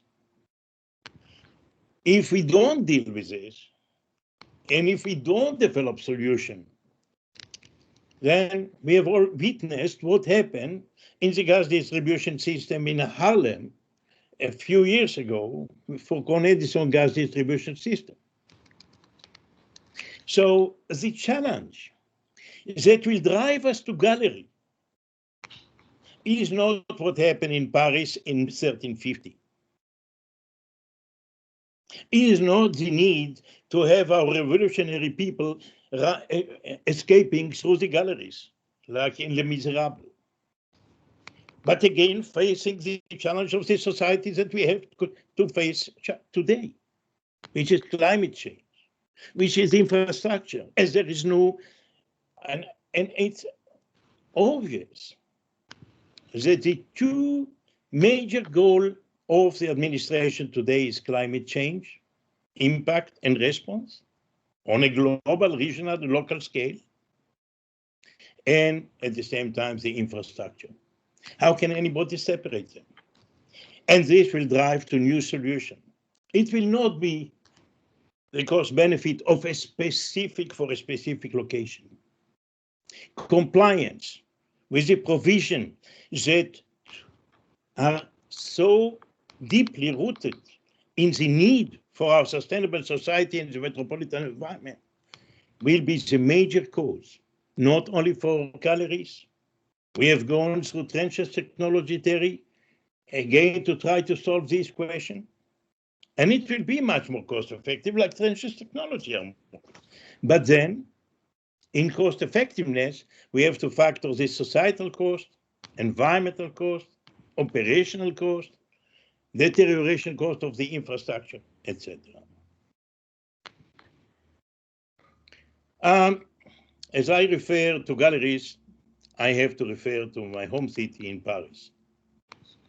And I have to say that the global challenges that we currently face, UNESCO has asked our association to serve as advisor for what we call the Unesco International Intergovernmental Hydrological Program, which currently involves 144 countries around the world.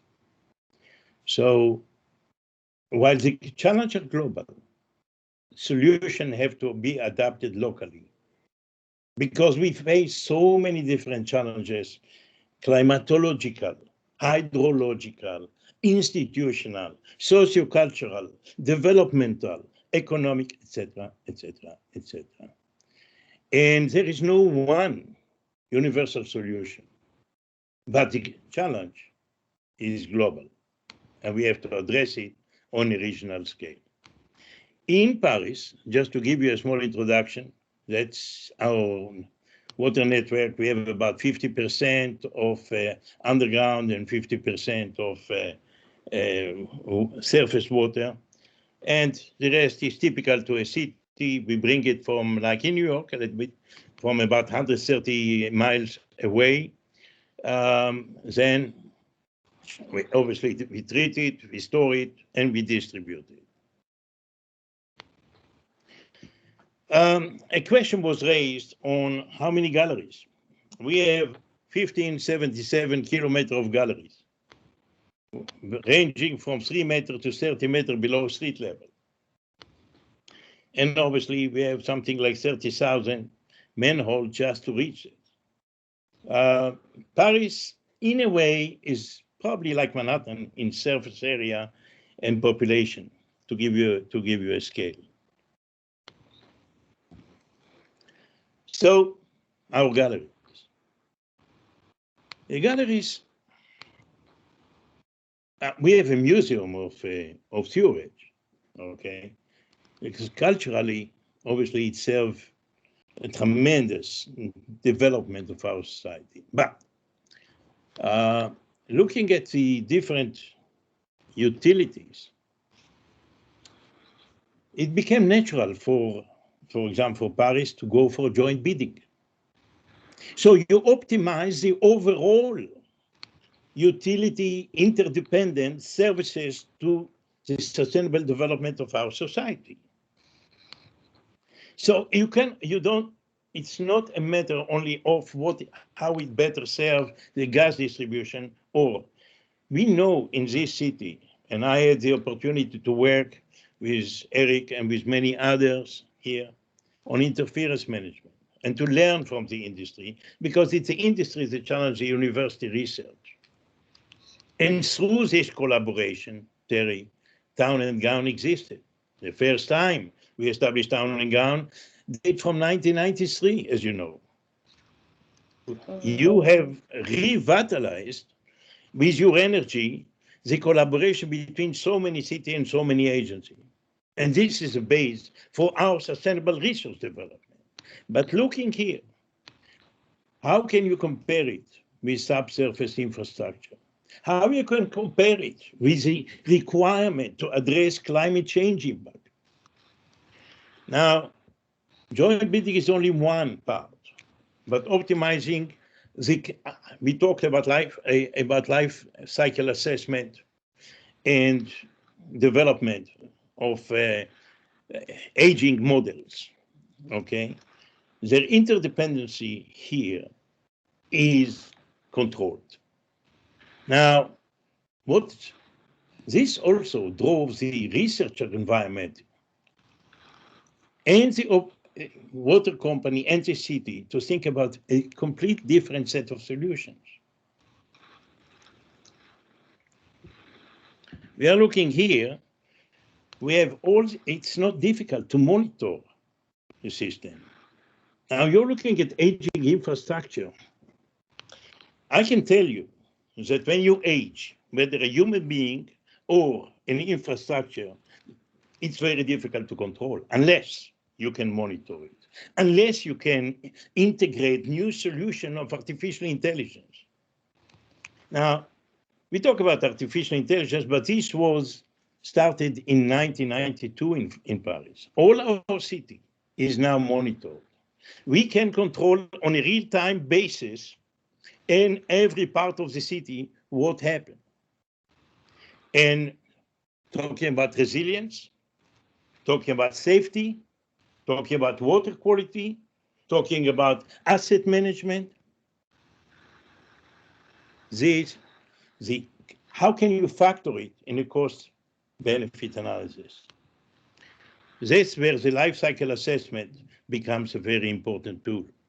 Now we do it for both for water quality and for leak detection.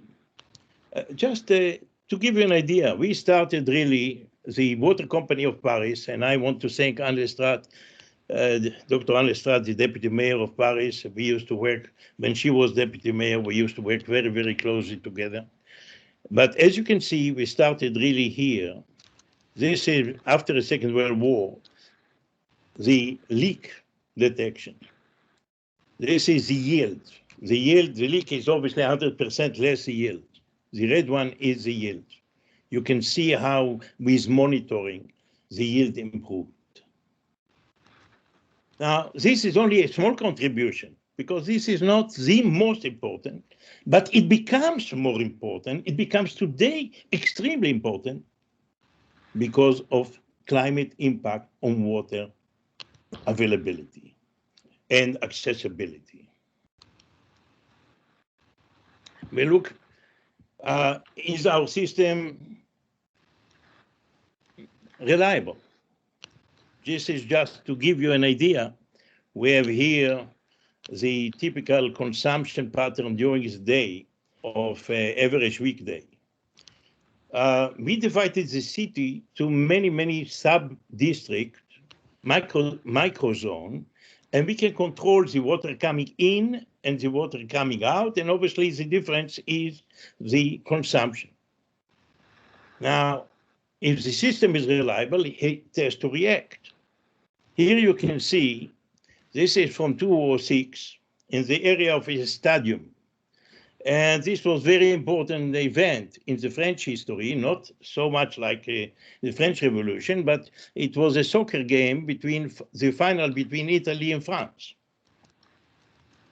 Okay, and you can see how the system reacts, and we can see at any point of the city when an event happened.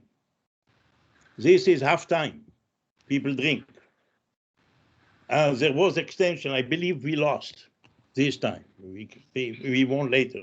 But I'm not going to talk about soccer here. But I want you to see how this reacts to every event. End of time. So yes, the system is reliable.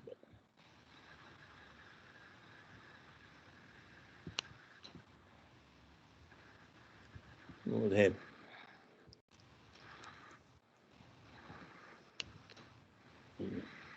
Okay. Leak detection in Paris. Again, we distribute the city to many microzones, and we control the water coming in, water coming out to each microzone. This helps you immediately to see that if you have a breakage any point in the city. Why? Because you monitor the consumption, you monitor the flow velocity, and you monitor the pressure. We keep a constant pressure in the system. As you can see, the pressure will drop and the flow velocity will go up.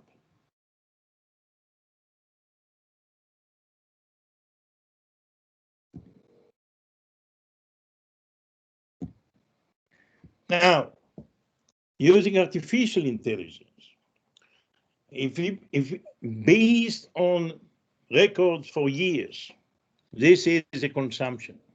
The blue is what we provide to a specific district. Now, what happened is that suddenly we see the red is a current monitoring. Artificial intelligence help you to forecast what is expected based on past record and integration of past record in the calibration of your monitoring system, what you expect. And you can see here that we have a problem. This is a leak. Not necessarily, somebody can open a swimming pool, but it's an alert. And based on this alert, we can now much better optimize city. Obviously, we integrated automatic meter reading in the city operation.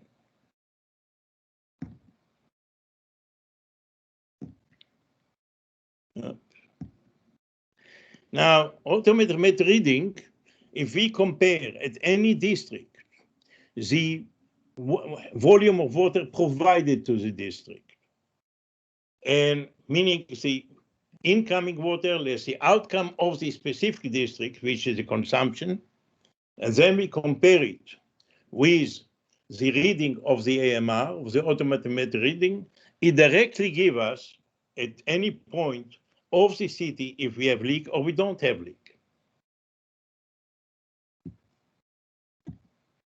Now, the challenge is obviously to integrate all the system of information because it's a system of systems. It's access control, it's CCTV, it's fire, it's models, it's call centers, which is a human sensor is one of the most important in the operation. SCADA, the information that come from the microzone with GIS. This has to give you a device and system integration. Then you have to put this, out of this, we need to retrieve, develop the situational awareness and incident management.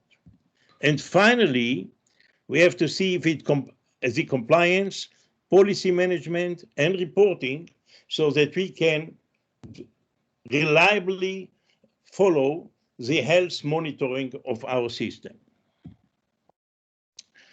What is our vision today? Our vision today is to combine the SCADA, GIS, artificial intelligence, and obviously the different system of monitoring, whether it's pressure, but not only for water supply and water leakage, but obviously for water quality control.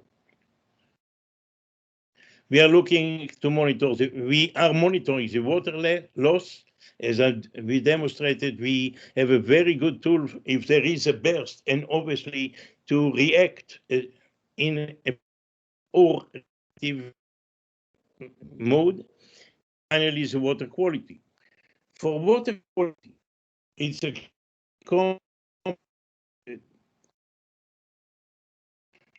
extremely complicated to assess in-network biocontamination of the water. New York City, DEP is taking, if I may be wrong, 35,000 samples per year. We can do it online. Today, sensor technology exists to do it online. Here, using microbial risk assessment, we have developed with the operator of the Water Company of Paris an exposure versus time, which was the critical parameter for the emergency management. And based on the integration of model, water quality monitoring, and the criteria established by the operators, we can come up and help develop a decision support system, which WSmart has done in 2009. This gives you for each microzone what is the level of criticality, what is the level of severity, and what is the probability depending on the time available for reaction. It also gives you a very good tool for monitoring mitigation measures that the city can take in order to contain and eliminate the hazard. Now, I would like to close. Let me just see how I can do it.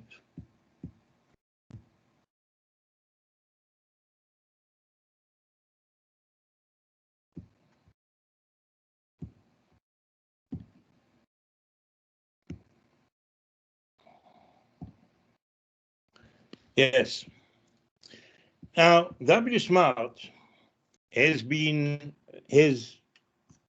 at the request of Commissioner Joel Milley, has three main challenges. One of them to help in cities and utilities in a variety of places around the world in training for crisis management. That we have been recognized by UNESCO to be an official UNESCO partner for the next 8 years, and we are dealing with 144 countries. Our partner for artificial intelligence is the French Commission of Atomic Energy, because we all understand that investment in research is function of the risk. And for nuclear, there is much more funding available in order to address the risk with machine learning, artificial intelligence. KWR is the institute of all the utilities in Holland and our base at the University of Lille. We have conducted several research, and the idea was to turn the University of Lille into a demonstration site for smart cities. Now again, at the university, Terry, as you mentioned, we have the luxury of having tunnel galleries for the infrastructure. Our campus was selected among 4 major beta sites by the European Union. One site is in UK, Thames Water. The other site is in Holland, north of Holland in Vitens. The third is in Acciona, and the fourth with Professor Issam Shahour at the University of Lille. The university is like a small city, 22,000 people, 12-kilometer distribution network, 140 buildings, and well instrumented today. A typical smart water system involve obviously transmission, monitoring, as we already discussed, and data transmission. Interesting, when we started monitoring the water system, we have seen immediately that the consumption is about 40% of the total water volume provided, meaning that we were losing 60% of the water. Needless to say that the investment on the monitoring was very quickly balanced by the cost of the water. In artificial intelligence and in any monitoring, we go through different phases of pre-processing, processing, and post-processing. Pre-processing because the data is never clean, and we have algorithms that help us to do it. Processing is to detect in stochastic way what what is happening and to identify pattern of behavior or anomalies, and finally post-processing what mitigation measure can be adapted to the observed anomaly. We developed indicators based on the severity, as I mentioned, as I showed you before, matrix of severity, depending with the operator, was Suez at this time, and likelihood of a leak, severity of the leak, and finally the risk. And the risk is coupled with a business process modeling, BPM software that help us. Now, based on the measurement, using artificial intelligence, we can go each point and detect what is the probability of a leak or biocontamination. Right now, it's based on offline data that we are using like a numerical data for calibration of the model, but has been successful in leak detection in biocontamination throughout a European project of 10 million euro with 22 companies, state-of-the-art monitoring system. This is a station which involves all the parameters that are monitored in water quality. And at the same time, with state-of-the-art scan, Optica, and intelligent monitoring system. This helps identifying biocontamination, and to finalize, there is no question that, and I strongly believe, that our societal challenges of climate change, aging infrastructure, fast expansion, not only of New York maybe stay, but so many mega cities around the world. We are now creating a partnership of mega cities around the world in Unesco. The artificial intelligence is a global technology. All these drivers will enable better solution, among which, as we learn from our experience, utility door, or what we call utility galleries, will be one of the most promising one, because the current situation of the urban infrastructure density and the distance between as designed and as built raise too many challenges for the sustainable development of our society. And I would like to thank my co-worker, Professor Isham Chahur from Lille, Dr. Silvia Tinelli, and many of the students that help us to achieve it. Thank you very much. And thank you, because basically you've made the case for utilidors. So thank you. And now we're going to move on to the third panel. Subsurface. This is the data. This is where's the data panel. The order is, I forget what the order is. I've got an old version. You guys take it over. You've planned this, okay? You're on.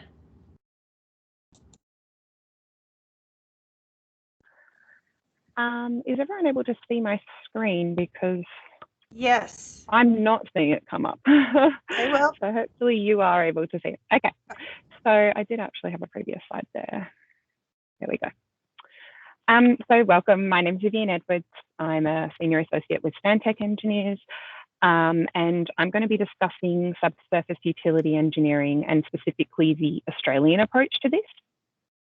In terms of the agenda for my presentation, I'm going to be going through subsurface utility engineering standards around the world, the basics of AS 5488, which is the Australian subsurface utility engineering standard, keys to successful subsurface utility engineering, and then the benefits of subsurface utility engineering, and then what's next in this space.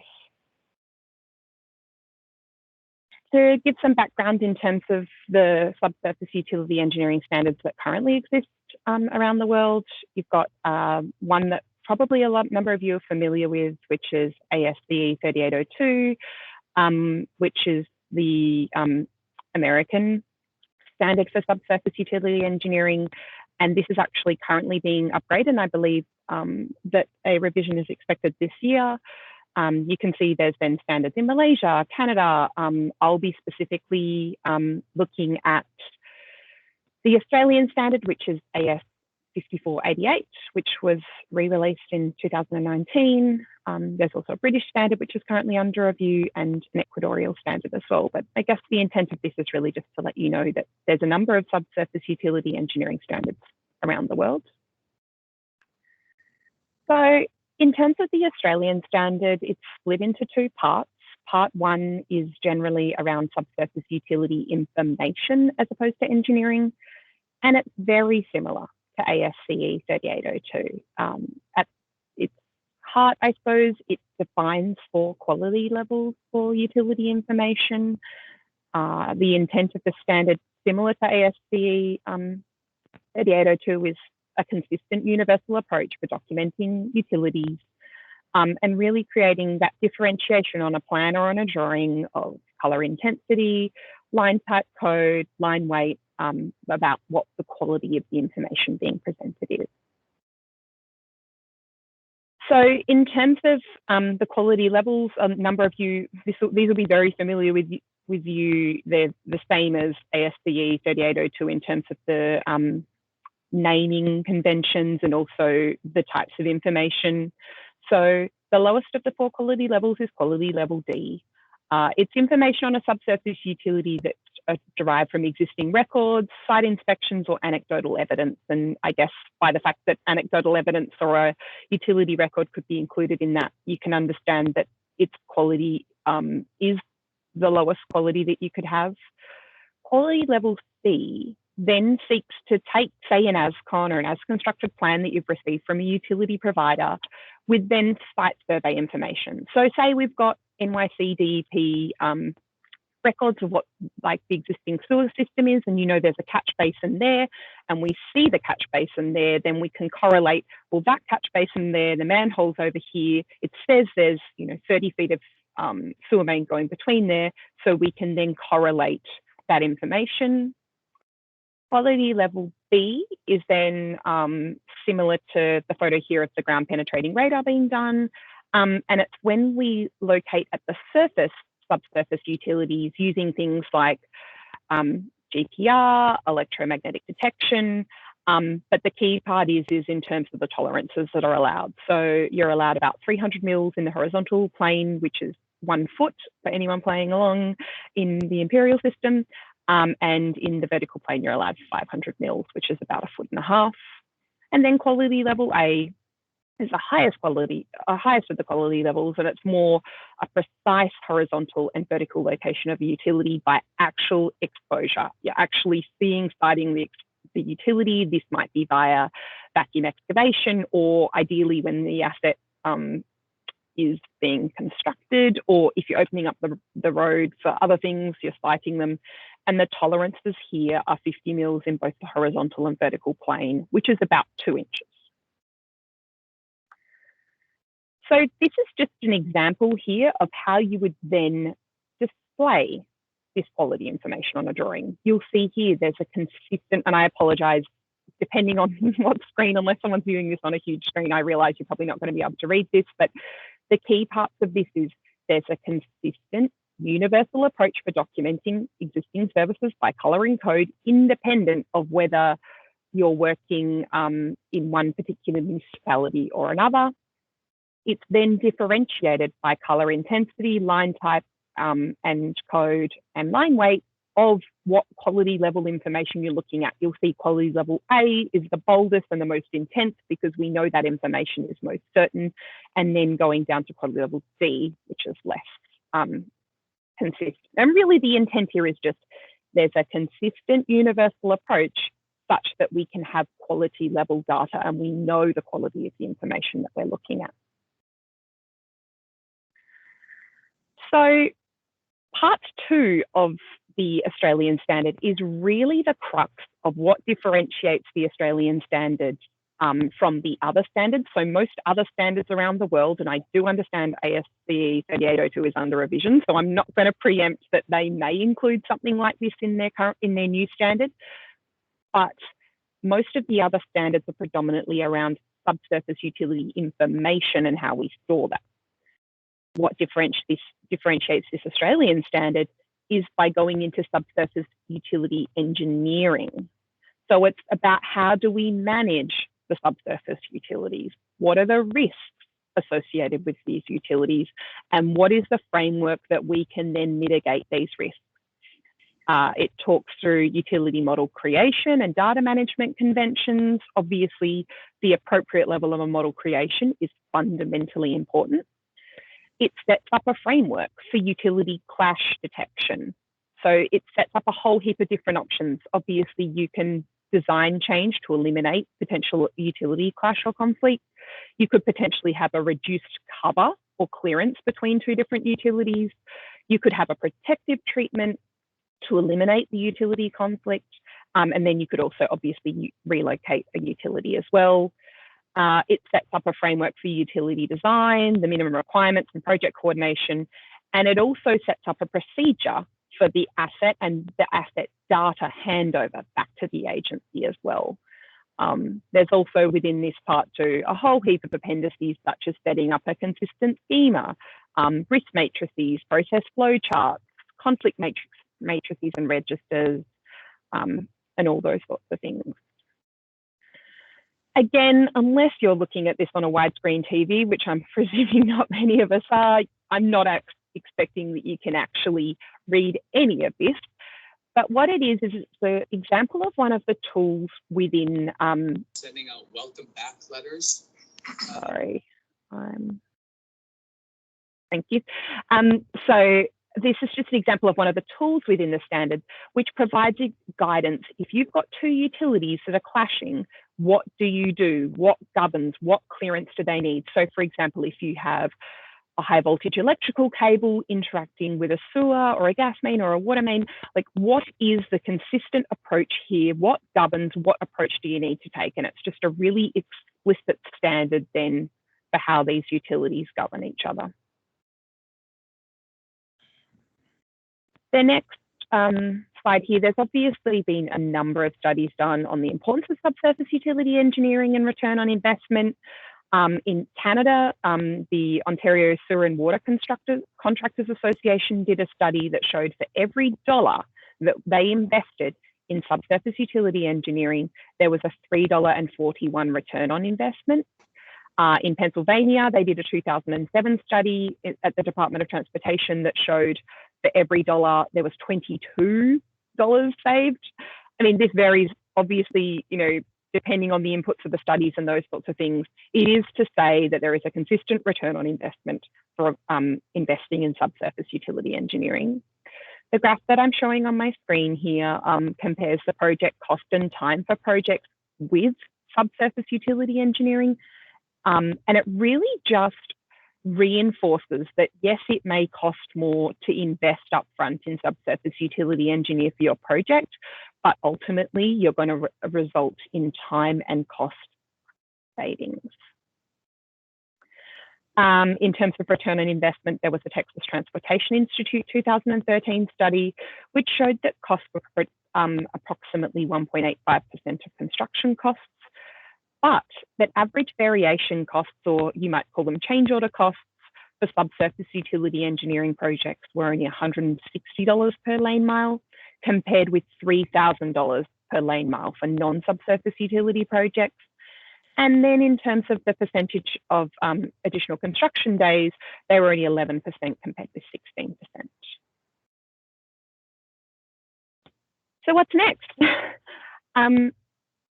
There's definitely huge benefit in utilizing GIS, and I note that Professor Hamad had talked about, you know, the power of GIS, and if we've got the data, then GIS is even more powerful, obviously. So we can use GIS to then manage and analyze data. There's definitely benefit in having a single source of storing and sharing data, and the adoption, I am going to note, the adoption of this Australian standard is very much dependent on local agencies, much the same as, you know, ASCE 3802 is here in the US. But what does happen is that this standard does prescribe the format for this information to be stored. Again, it's typically only done on agency level. There's obviously huge potential here if we start sharing this data and having a single source of saving the data. So the closest we really have right now to this single source, I've got here an example, and you can access this, it's an Australian website, but you're able to access this from the US, and you can access all the data as well, because we're not worried about national security, clearly. But the website is called nationalmap.gov.au. And you can literally, and I've just taken a screenshot from the city that I live in, which is Perth, or used to live in New York City. And I've just overlaid, for example, an aerial image and then with some sewer and water infrastructure. And again, I understand the resolution of this image is in no way that great.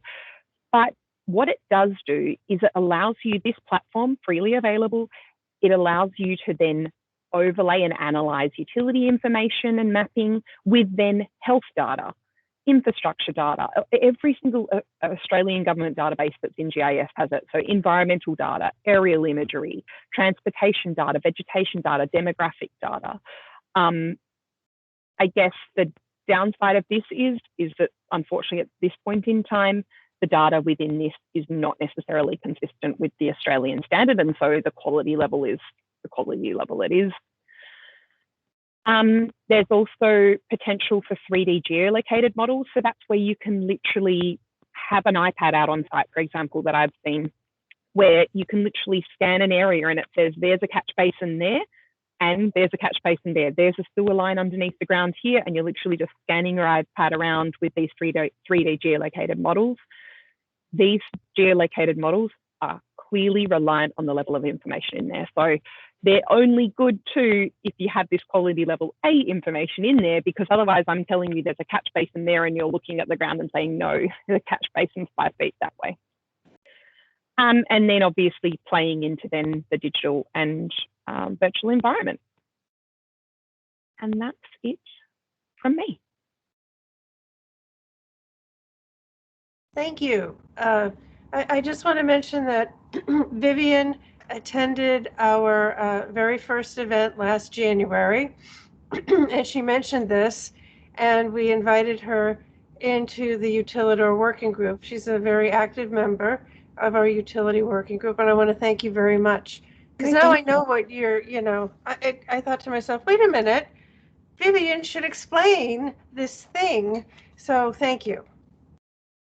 And I think it's Chicago, which we also had a small presentation about in the working group, and we thought more people need to hear about this one. Okay, so thank you, Matthew. You're up. Thank you very much, Terry. Vivian, thank you for preceding. That was great information. And Terry, thank you very much for inviting Chicago Department of Transportation to participate today. We are very excited to be here and share some more information with our peer jurisdictions. And let me just make sure I got the right presentation. I'm having a little bit of trouble here. Just one moment. That's not it. Just 1 second, please, for me here. Let's see here. Okay, I think this should get it here. Okay, so good morning. So I still see Terry on there. Wait 1 second here. We could see your presentation, Matthew. I think when you're presenting, you can't see your own presentation for some reason. I don't know what's going on, but okay, thank you very much. So anyways, yeah, okay, whew. I got that up going. I can relax a little bit. So again, thank you very much for inviting us, Chicago Department of Transportation, to be here today. I'm going to speak a little bit about how CDOT brings in utility data and how we use that data for planning purposes. The planning purposes is to reduce conflicts in the public right-of-way and also for damage prevention. Here at CDOT, we have a kind of a unique, what we think is a unique a process for managing the public right-of-way. And I should say my division, the Division of Infrastructure Management, is our mandate is to manage the public right-of-way, everything on and under it. So obviously a pretty big task there. And the way we're able to do that is we have kind of a life cycle. And this life cycle we think is innovative and unique to other parts of the country. So we start with our plan review. After we approve the plans, we can permit the activity. And obviously we control what activity has occurred by how we issue the permit, when they're allowed to work, where they're allowed to work, what they're allowed to do. We then also have our one call center in-house, which is a little different than most other jurisdictions. We do have an 811 call center. In fact, it's right outside my office right now as I'm speaking. And then finally, we have a public way enforcement unit, right? So we manage projects from cradle to grave. And then even after the end of this enforcement process, if there's things like bad actors or sites that we need to, make sure we're targeting, we can then pull that back into the front during the plan review process and say, like, okay, last time you submitted a plan, you said you do this, you actually, the as-built was different. So, we can take corrective action at back the next time they come through our cycle. So how did our process start? Oh, sorry, let me back up. I think today I'm mostly going to cover the plan review because that's about how we ingest the data and how we use the data, kind of like Vivian was saying in the map in Australia there. So how did we get to this point? Well, I've heard several people on the presentation today talk about disasters, big events, 9/11, things like that. Ours was the Great Chicago Flood, which occurred in 1992, I believe, well before I was working here. But we have freight tunnels under, anybody's been to Chicago, you know the Loop, that's kind of our central business district area. Within this Loop area, there's old freight tunnels that you would run coal cars through to fill boilers in the bottom of the buildings. Those tunnels are no longer in use for coal, but we've been using them basically as utilidors, right? As the professor described earlier, the MUTs. So we have utilities running through, but they run all over the Loop, and you even have a river. And so what happened was one of those freight tunnels that ran under the river in 1992, a contractor was driving sheet pilings into the river and drove the sheet piling into the tunnel. So the river emptied into the tunnel, and the Loop flooded, and it was like a total disaster. So from that, it was like, okay, how do we prevent this kind of thing from happening again? We need more coordination about who's working where and when they're working. So what we did was we developed this thing called the Office of Underground Coordination. We put this, we wrote this into our statutes and gave the directors certain authorities. And basically, we have two components of this. We have our project coordination office, and we have our deep excavation review. So any project that is a new installation in the city of Chicago in the public way, or anything deeper than 12 feet has to come to this Office of Coordination for review first.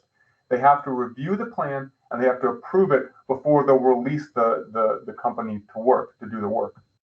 So what happens is the first step is, let's say we have a design firm and they want to install a new gas main in the city. Okay, so they'll come to the OUC and they'll say, okay, we're thinking about working in some street. Now, can you please give us the other utility maps from the utility owners who may have infrastructure within that area? So they submit this request. Our internal CDOT staff, the OUC staff, they review that request. If they approve it, right, then what they do is they submit that to our utility members, who are our OUC members. They're our OUC members, and they pay to be members of this. And what they do is they see where the project is going to go, and then they transmit their atlas pages to that project owner. That project owner can then review those atlas pages and create their project design in a way to avoid the utilities that are already in the street. Okay, so then they create their project design. Then once they have that design ready, they come back to the OUC, and this time they engage in what we call the EFP, so Existing Facilities Protection Process. So they submit that drawing, okay? So here on this map, you can see here's the corner of Addison and Campbell, and the purple line is, I think it's like a telecom installation there. And you can see all the other lines, and they know all these other lines are there because of that IR process. They know that there's the gas line, the water line, there's a water main in the street, there's telecom, I see. And then we have some above ground stuff like our ADA ramps. So, it's important that we maintain those, and they don't get, if there is a cut into the ADA ramp, then we would have that contractor sign a memorandum of understanding that they restore it to standards. So all of this information above and below ground should be accounted for in their project design after IR. They submit that EFP process back to the OUC. Again, we have engineers who review it, who make sure everything is compliant with our rules and regulations, as well as any kind of applicable laws and statutes. If they say, yes, this looks good, then they pass it back to our OUC members. And this is the real advantage to being an OUC member, and why all utility owners in Chicago are members, right? And they're not mandated to, it's voluntary, but they all are members. And the reason why is because after they get this project designed, they can look at this and they can say, you know what, this proposed installation is too close to, there's an AT&T line just to the west, right?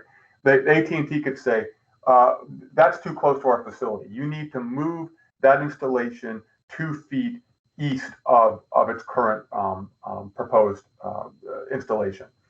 And they can respond. Each one of them, you can see the names here on the left, this is just a subsample. Each one of them responds that, like the red, they say, no, we do not approve the current design because it conflicts with one of our facilities. And before we will release a project to be permitted and proceed, we have to have a green from all our OUC members. In other words, every utility owner in Chicago has to have reviewed that plan and say, yes, we are okay with this installation. So when we get through this process, we have reasonable assurance that the project has been designed in a manner that will avoid all the existing utilities.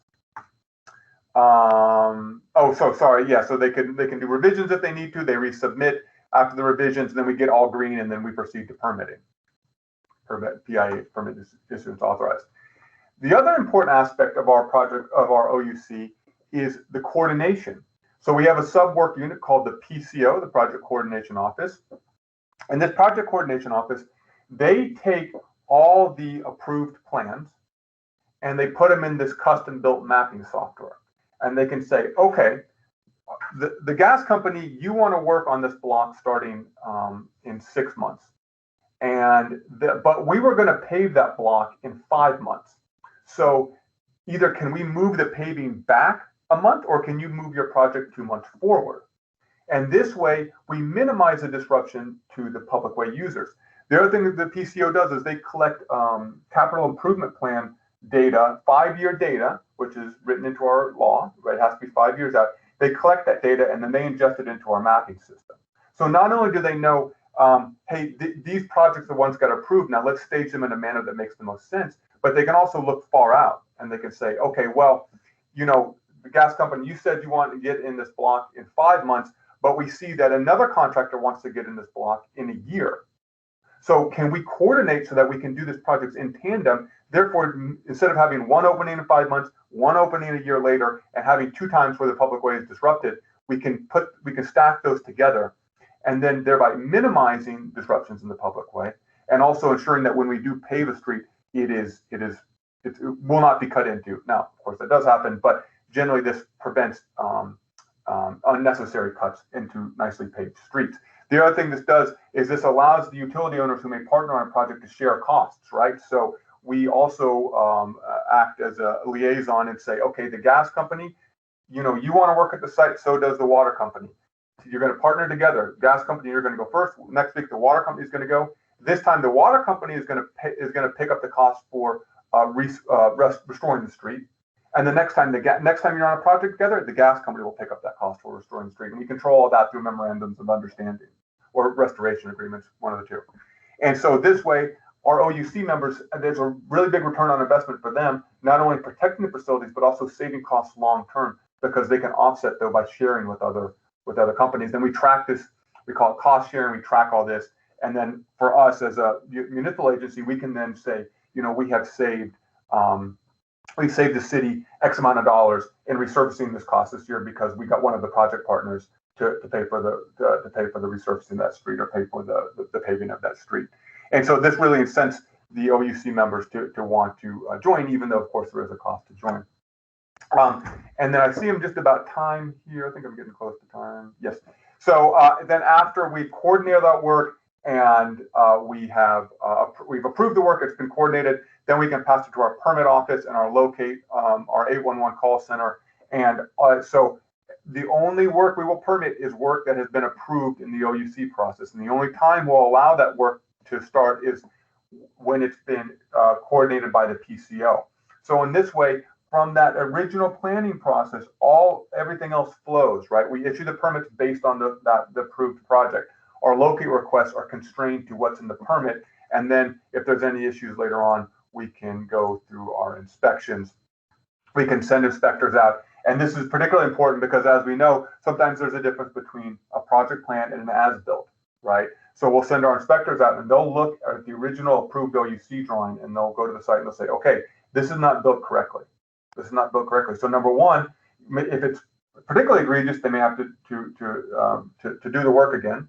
But otherwise, if it's not that bad, then we will say, okay, you need to update your utility maps with this with the as-built, and that way we have more accurate data back when we're going back to our planning phase, right?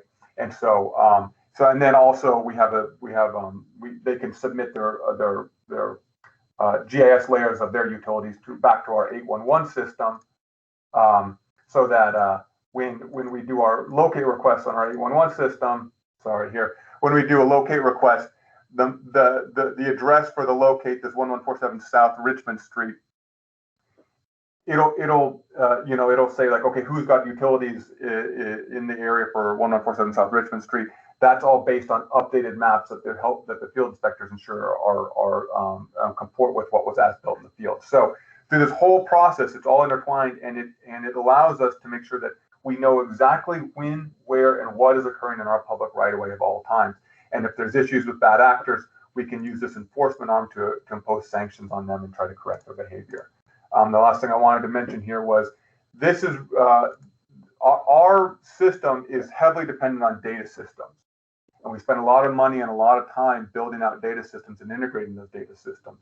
And one thing to keep in mind is with those data systems, they do need to be integrated. You probably need a technology strategy to determine how you're going to make all this work together.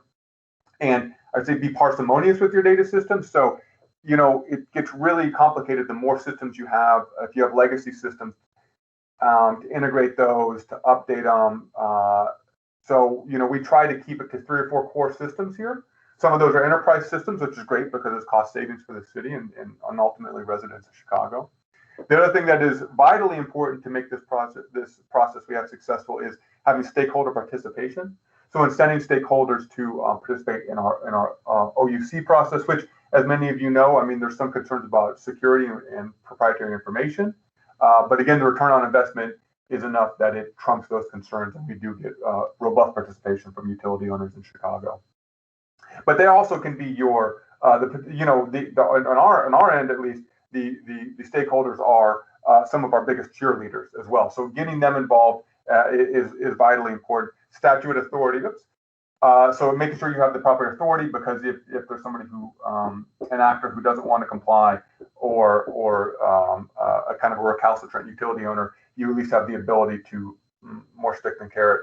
And then finally, you do need money. So figuring out how to dedicate revenue streams to this process, which we've done successfully here. We say in our municipal code, like, money collected for this process could only be dedicated to improving that same process. And so anyways, that's kind of a very quick overview. If anybody has any questions, please feel free to reach out to me. I'll include the slides with the presentation.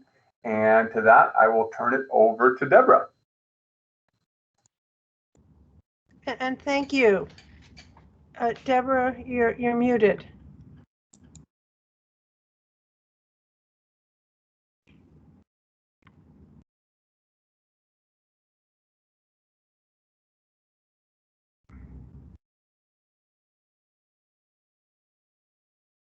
Ah, the same problem. And you're also muted, Deborah.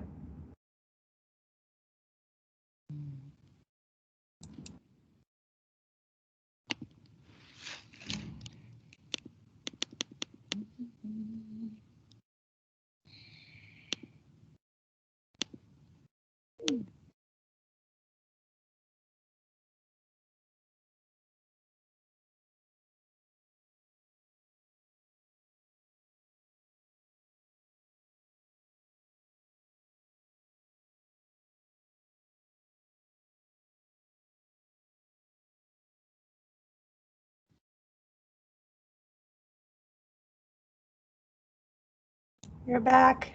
Okay, can you hear me now? We can hear you now. Oh, good. All right. So, oops. Oops.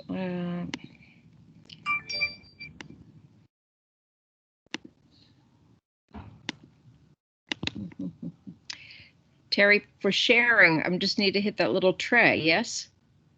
Yeah, the one, that little arrow. Every time I do that, it closes the whole thing. Oh.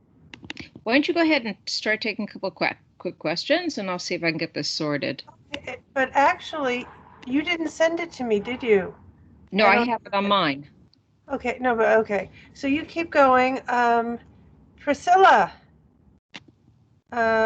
you're asking a question of Matthew. Okay.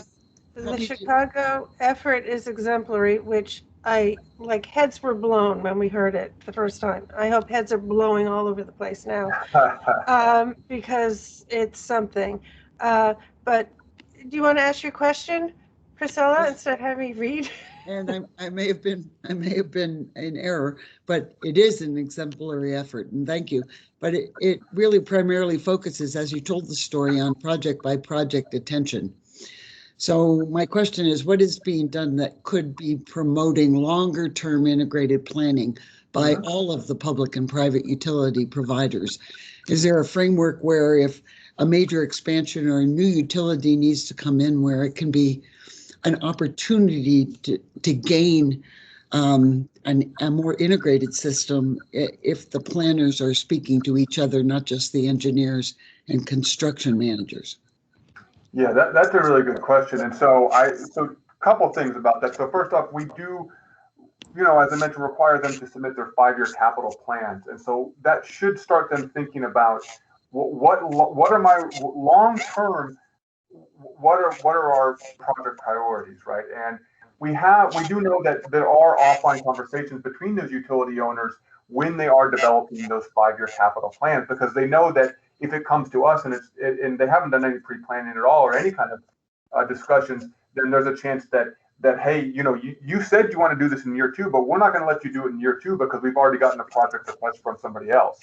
So they so they do. This is kind of in a free market way. They started to talk a little bit, and then of course we do often have new utilities coming into the city or ownership changes, and we're able to integrate them into the process pretty quickly.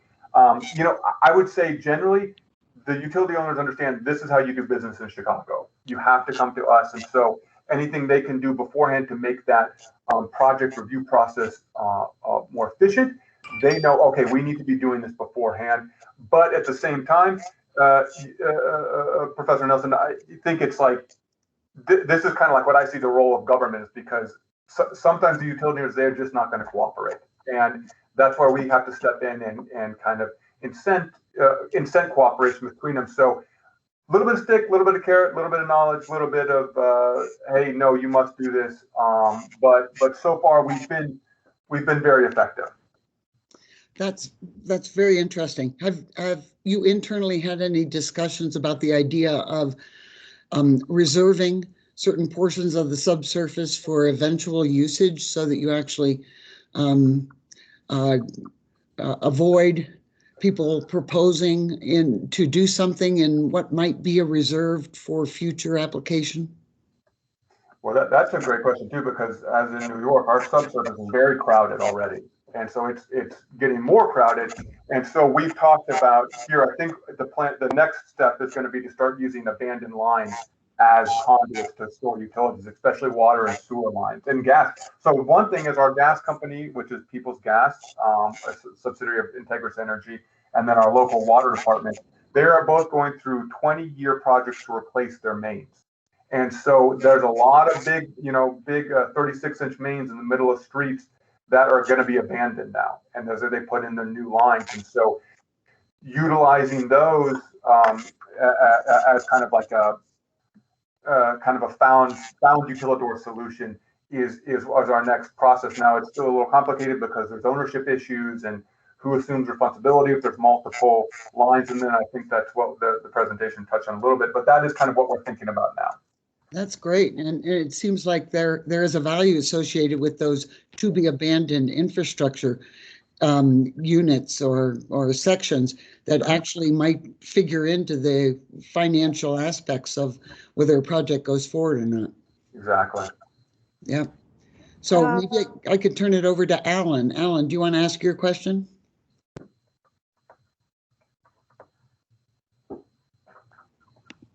Yes, just had to unmute. I'm somewhat familiar in the past with the Chicago's excellent enterprise GIS, and I was just wondering whether you were requiring Chicago utilities, both public and private, to register their utility layers to your common base map.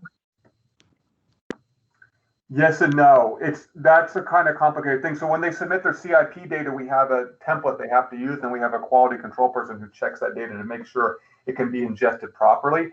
But then when they actually go to submit their project, or when either their IR or their EFP process, they draw that project on a map. That map the location they draw on that map does validate against our GIS layer. So yes and no. I mean, we have some of the projects are validated against GIS, but we're not on the city side. We're not storing the utility information in our database. We kind of wanted to segregate that in a way, since it's, we didn't want to take on the risk and liability of storing their data when it's their data and they own it. But we do have integrations into their systems to pull that data back, like in the case of our 811 system. Yeah, let me quickly follow up and ask whether you actually give the utilities your base map so that they can use your base map to build their layer in a sort of federated architecture. So then when you share the data, it instantly overlaps. Yes, they all have access to that. In fact, we publish that on a public-facing website. So not only can they get access to it, but anybody who wanted to go and create some kind of repository for city streets and then build layers on top of that could do that. Great. Okay. Thanks.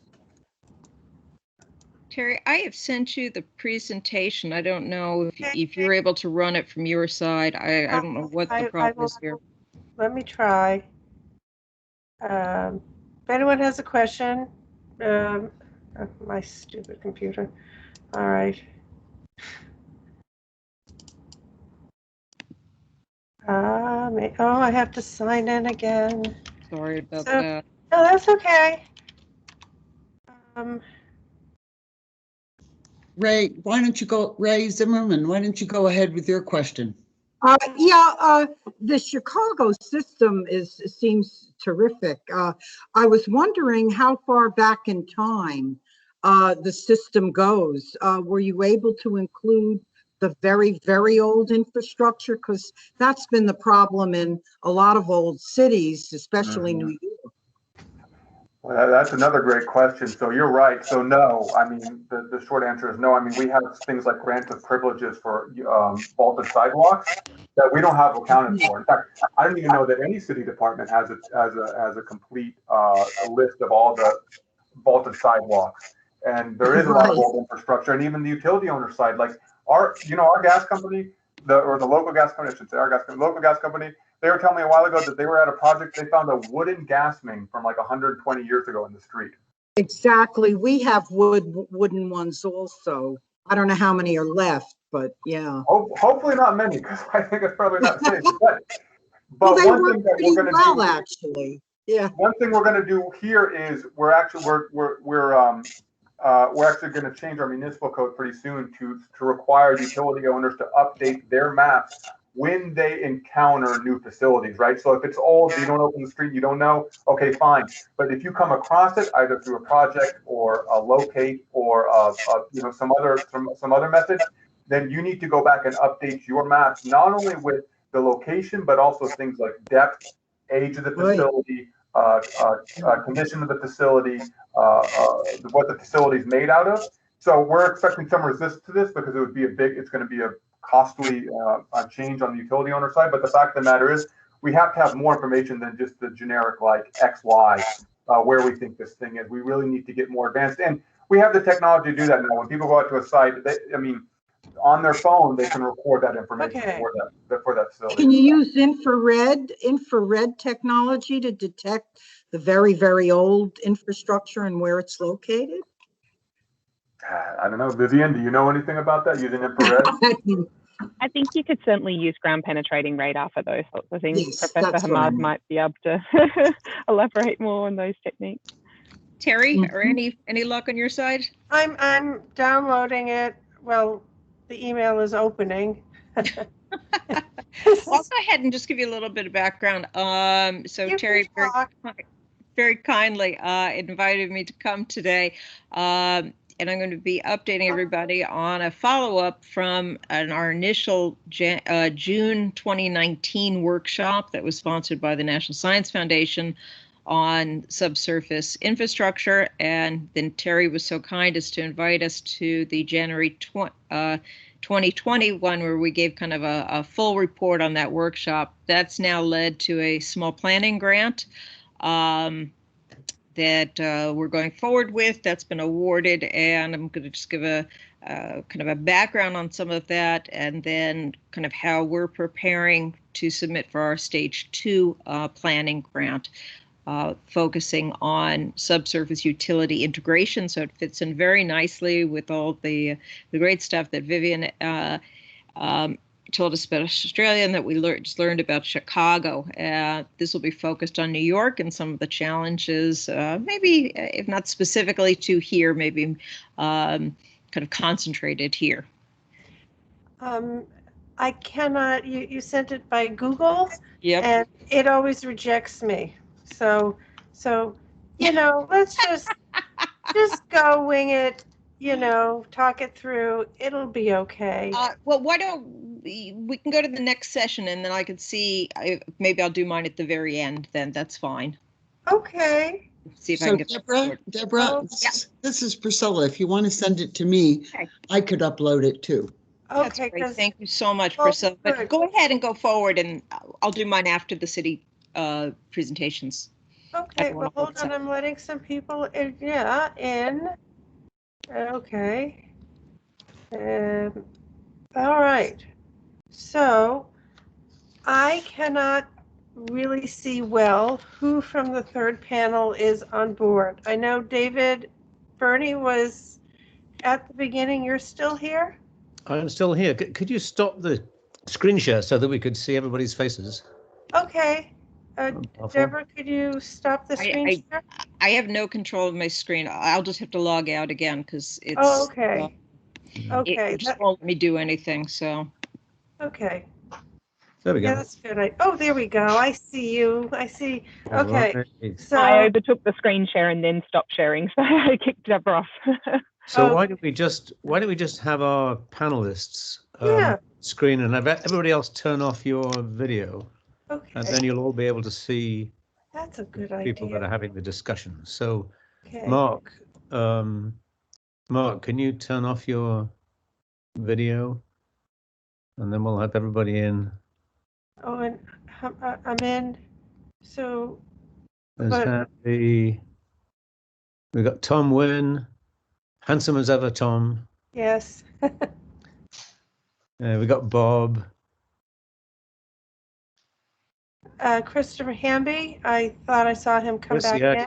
Chris is in. Chris is in. And Linda, I Linda, believe we don't see Linda. Linda Legrand. I'm here. She's okay. So Fantastic. everyone turns off their camera, but the people on the last panel. Yeah, I think Mark's having trouble. What Mark? Mark Page. Oh, okay. Is he in? I don't know. He used to be the man with the money. Maybe we should keep him in. I don't know. Mark Page, are you still in?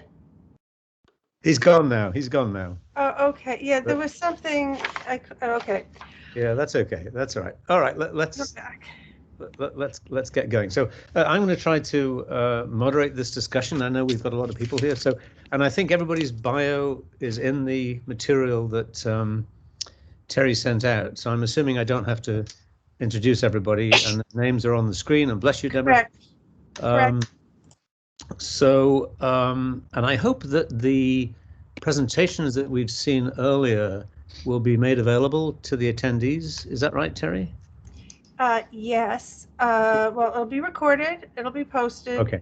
And the materials, I have most of them, and I'll get the others. And if people want it, okay. Okay. Great, because there was a lot of really good information. I certainly learned some new stuff today, so I'd be very happy to go back over and review some of those again.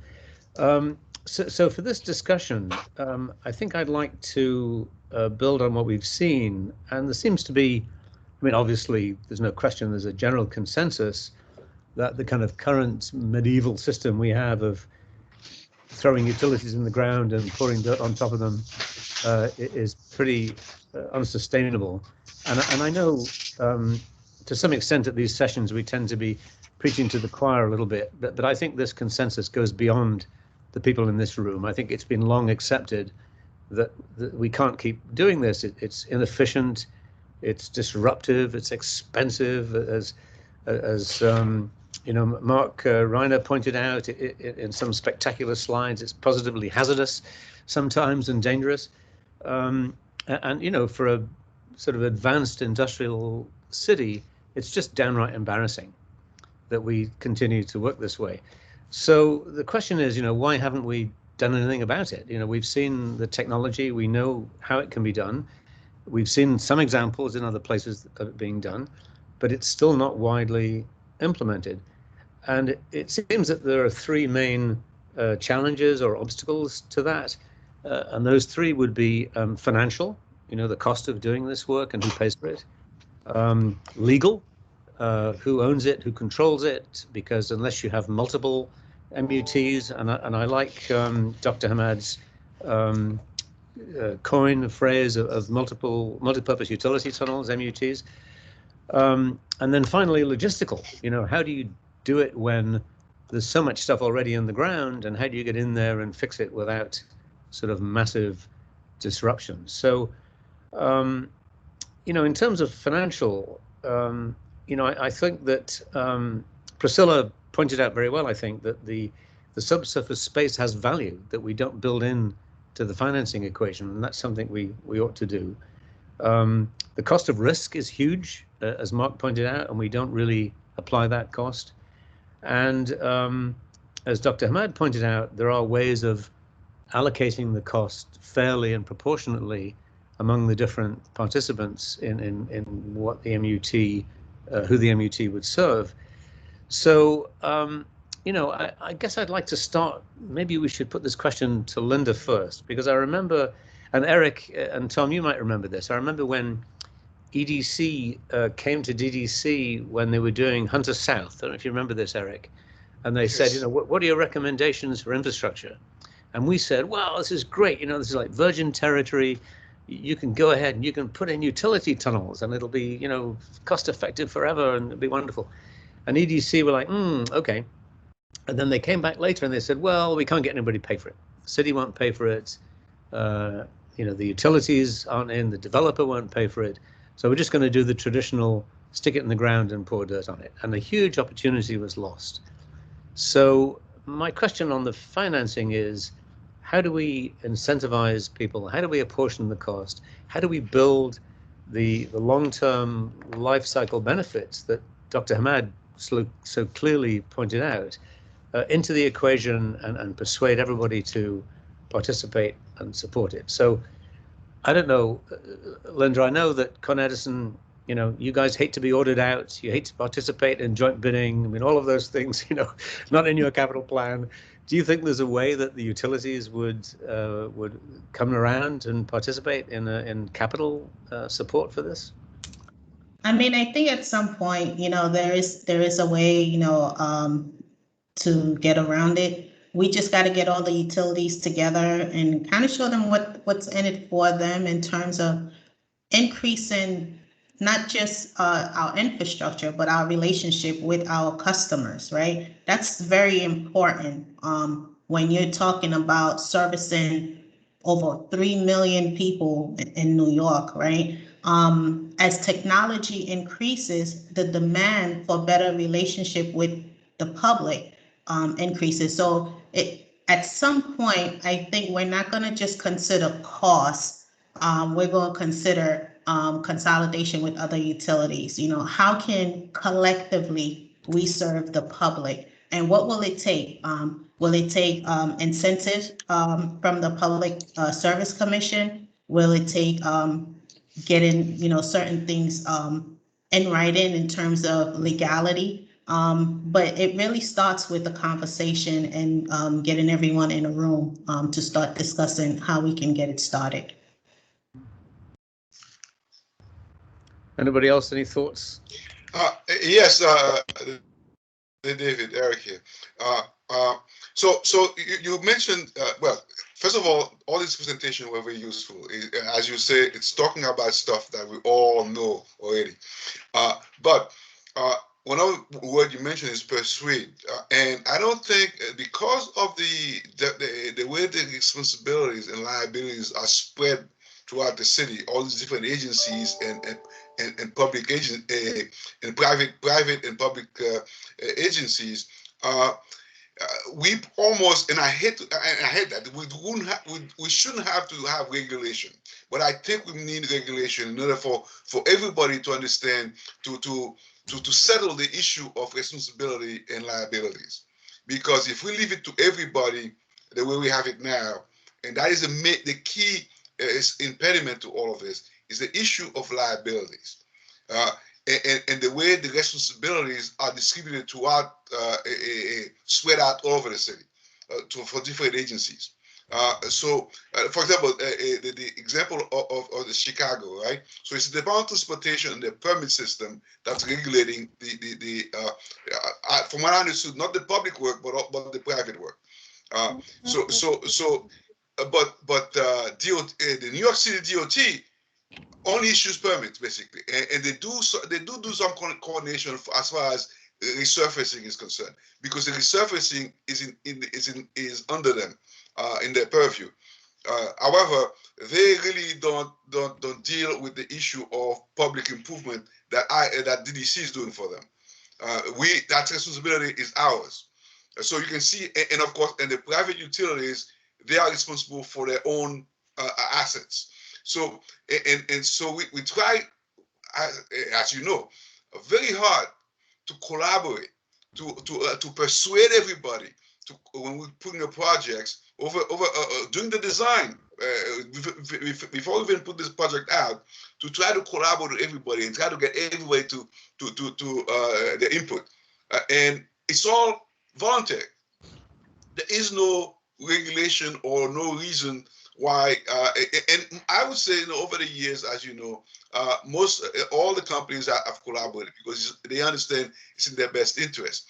But that is the problem that we have here. We are dealing with the problem as it exists. I don't think anybody is really trying to actually change this. Well, I would wait. I'm on. I would say that's what I'm doing. Just FYI. When I say anybody, I don't know any. I'm not saying you, us, I know. Because as you understand, in order for this to get off the ground, for example, okay. So one thing, as you know, we almost in the middle of an election over here and campaigning, right? And Scott Stringer came out with the idea, and they precisely named DDC as failing in doing this coordination. But what he missed, the point that he missed, however, is that we do not control what everybody else is doing. You see, we simply reacting to and trying to make the best of the situation that we have on hand. Right? But what he proposed, however, is to create a mayoral task force, just like we used to have the mayor's office of construction under Koch. That's how long that goes. And they basically, I think under probably Giuliani or somebody, they basically transferred all this responsibility over to Marx, the mayor's office of contract, which really is not focused precisely on the issues that we're talking about here.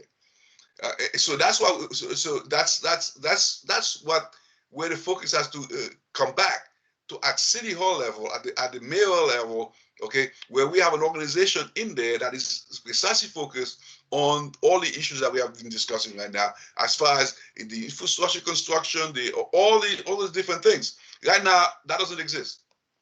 But going back to the cost and financing question, I mean, it seems to me that one of the arguments about infrastructure investment is that the return on investment is significant, but the return on investment pays out over time, right? So you're putting $1 billion into an MUT now, and it'll take 30 years to get that $1 billion back. So the question is there a financial mechanism that would allow you to bond finance it and amortize it over time and so on? And that's what I'm interested in, because we've got the utilities here, DEP, Con Ed, and DOT and so on, that would be interested in participating in that if there was a financial mechanism that doesn't seem to exist at the moment. Well, hello. Mark Page, who dropped off. Who never gave us any money, by the way. Don't even talk to him. When we had our event, this was going back.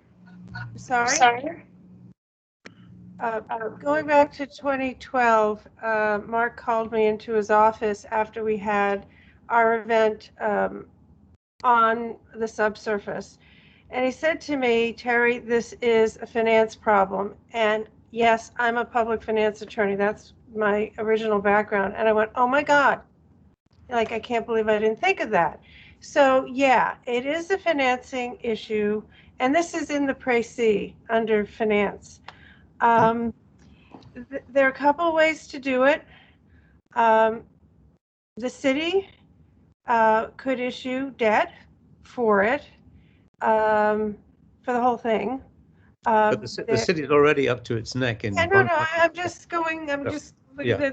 There were 3 flavors. That's not my first flavor, because then what you have to do is there would be agreements with each of the utility, the participating utilities, to pay their share of debt service, their share of operating expenses. You could do it that way. Some of the debt would be taxable, probably. There's something called a 6320, which is a not-for-profit created on behalf of government that can issue bonds for public projects. And that's a public-private, that is a very obscure public-private partnership type of a vehicle where you could issue debt. It would be project-based. I'm just letting somebody in. And the beauty of that, when all of a sudden I realized there was a finance problem, is the 6320 is